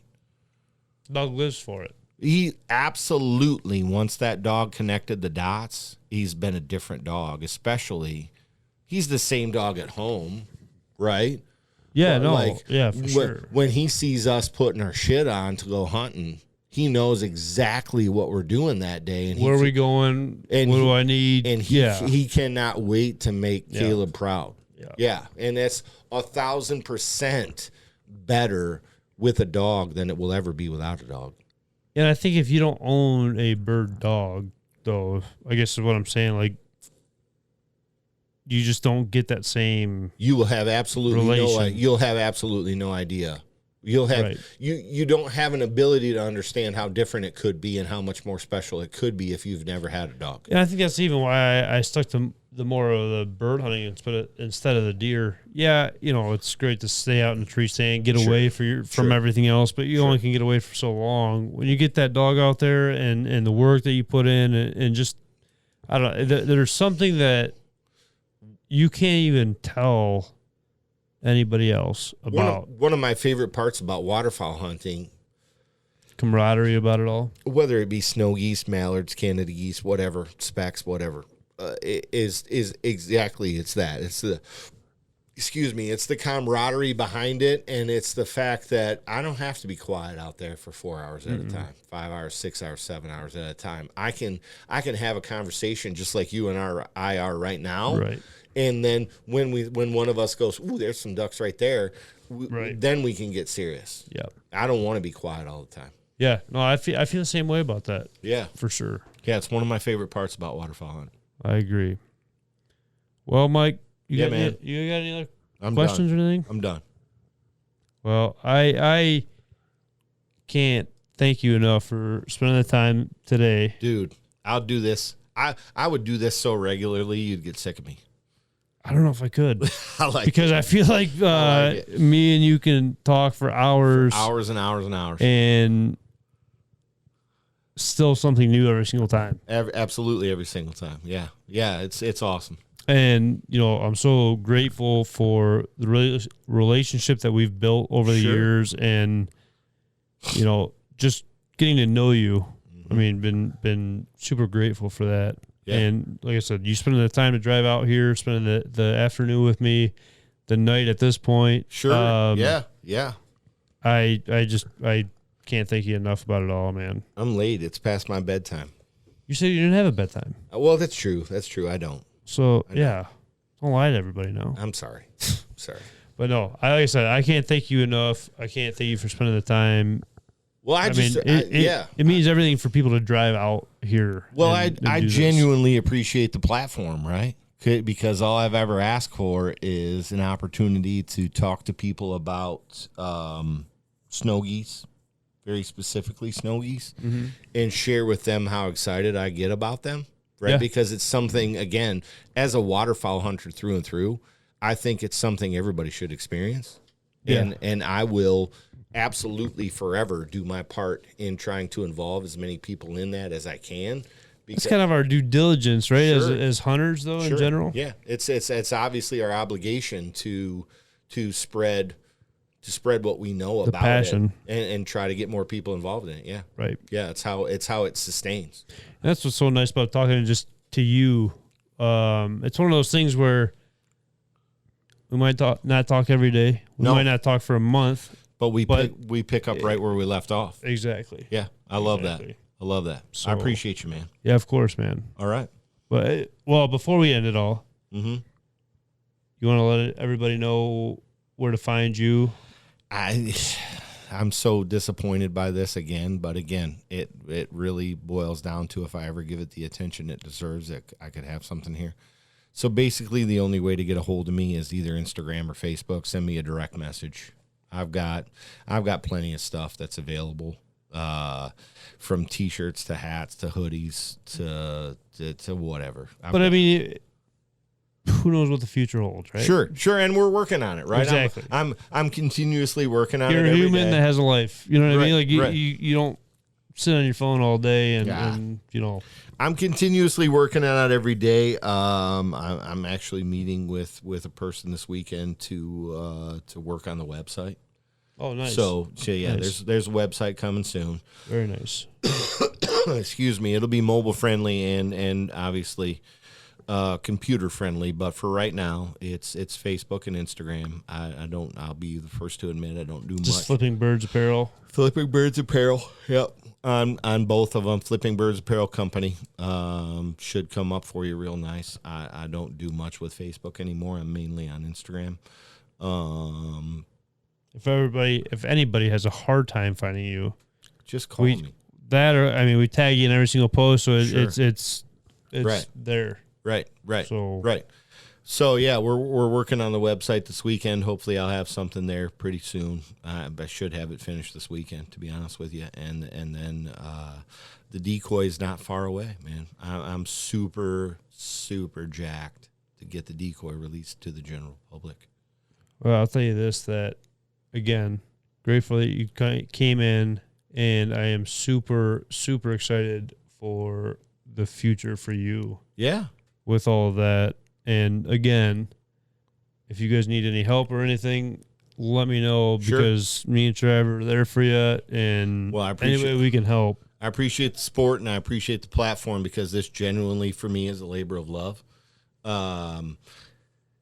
I get fairly wound up about snow geese, so it's easy for me to do. It doesn't feel like much of a side hustle. It just feels like more of an educational process where I tell people, man, you got to check this out.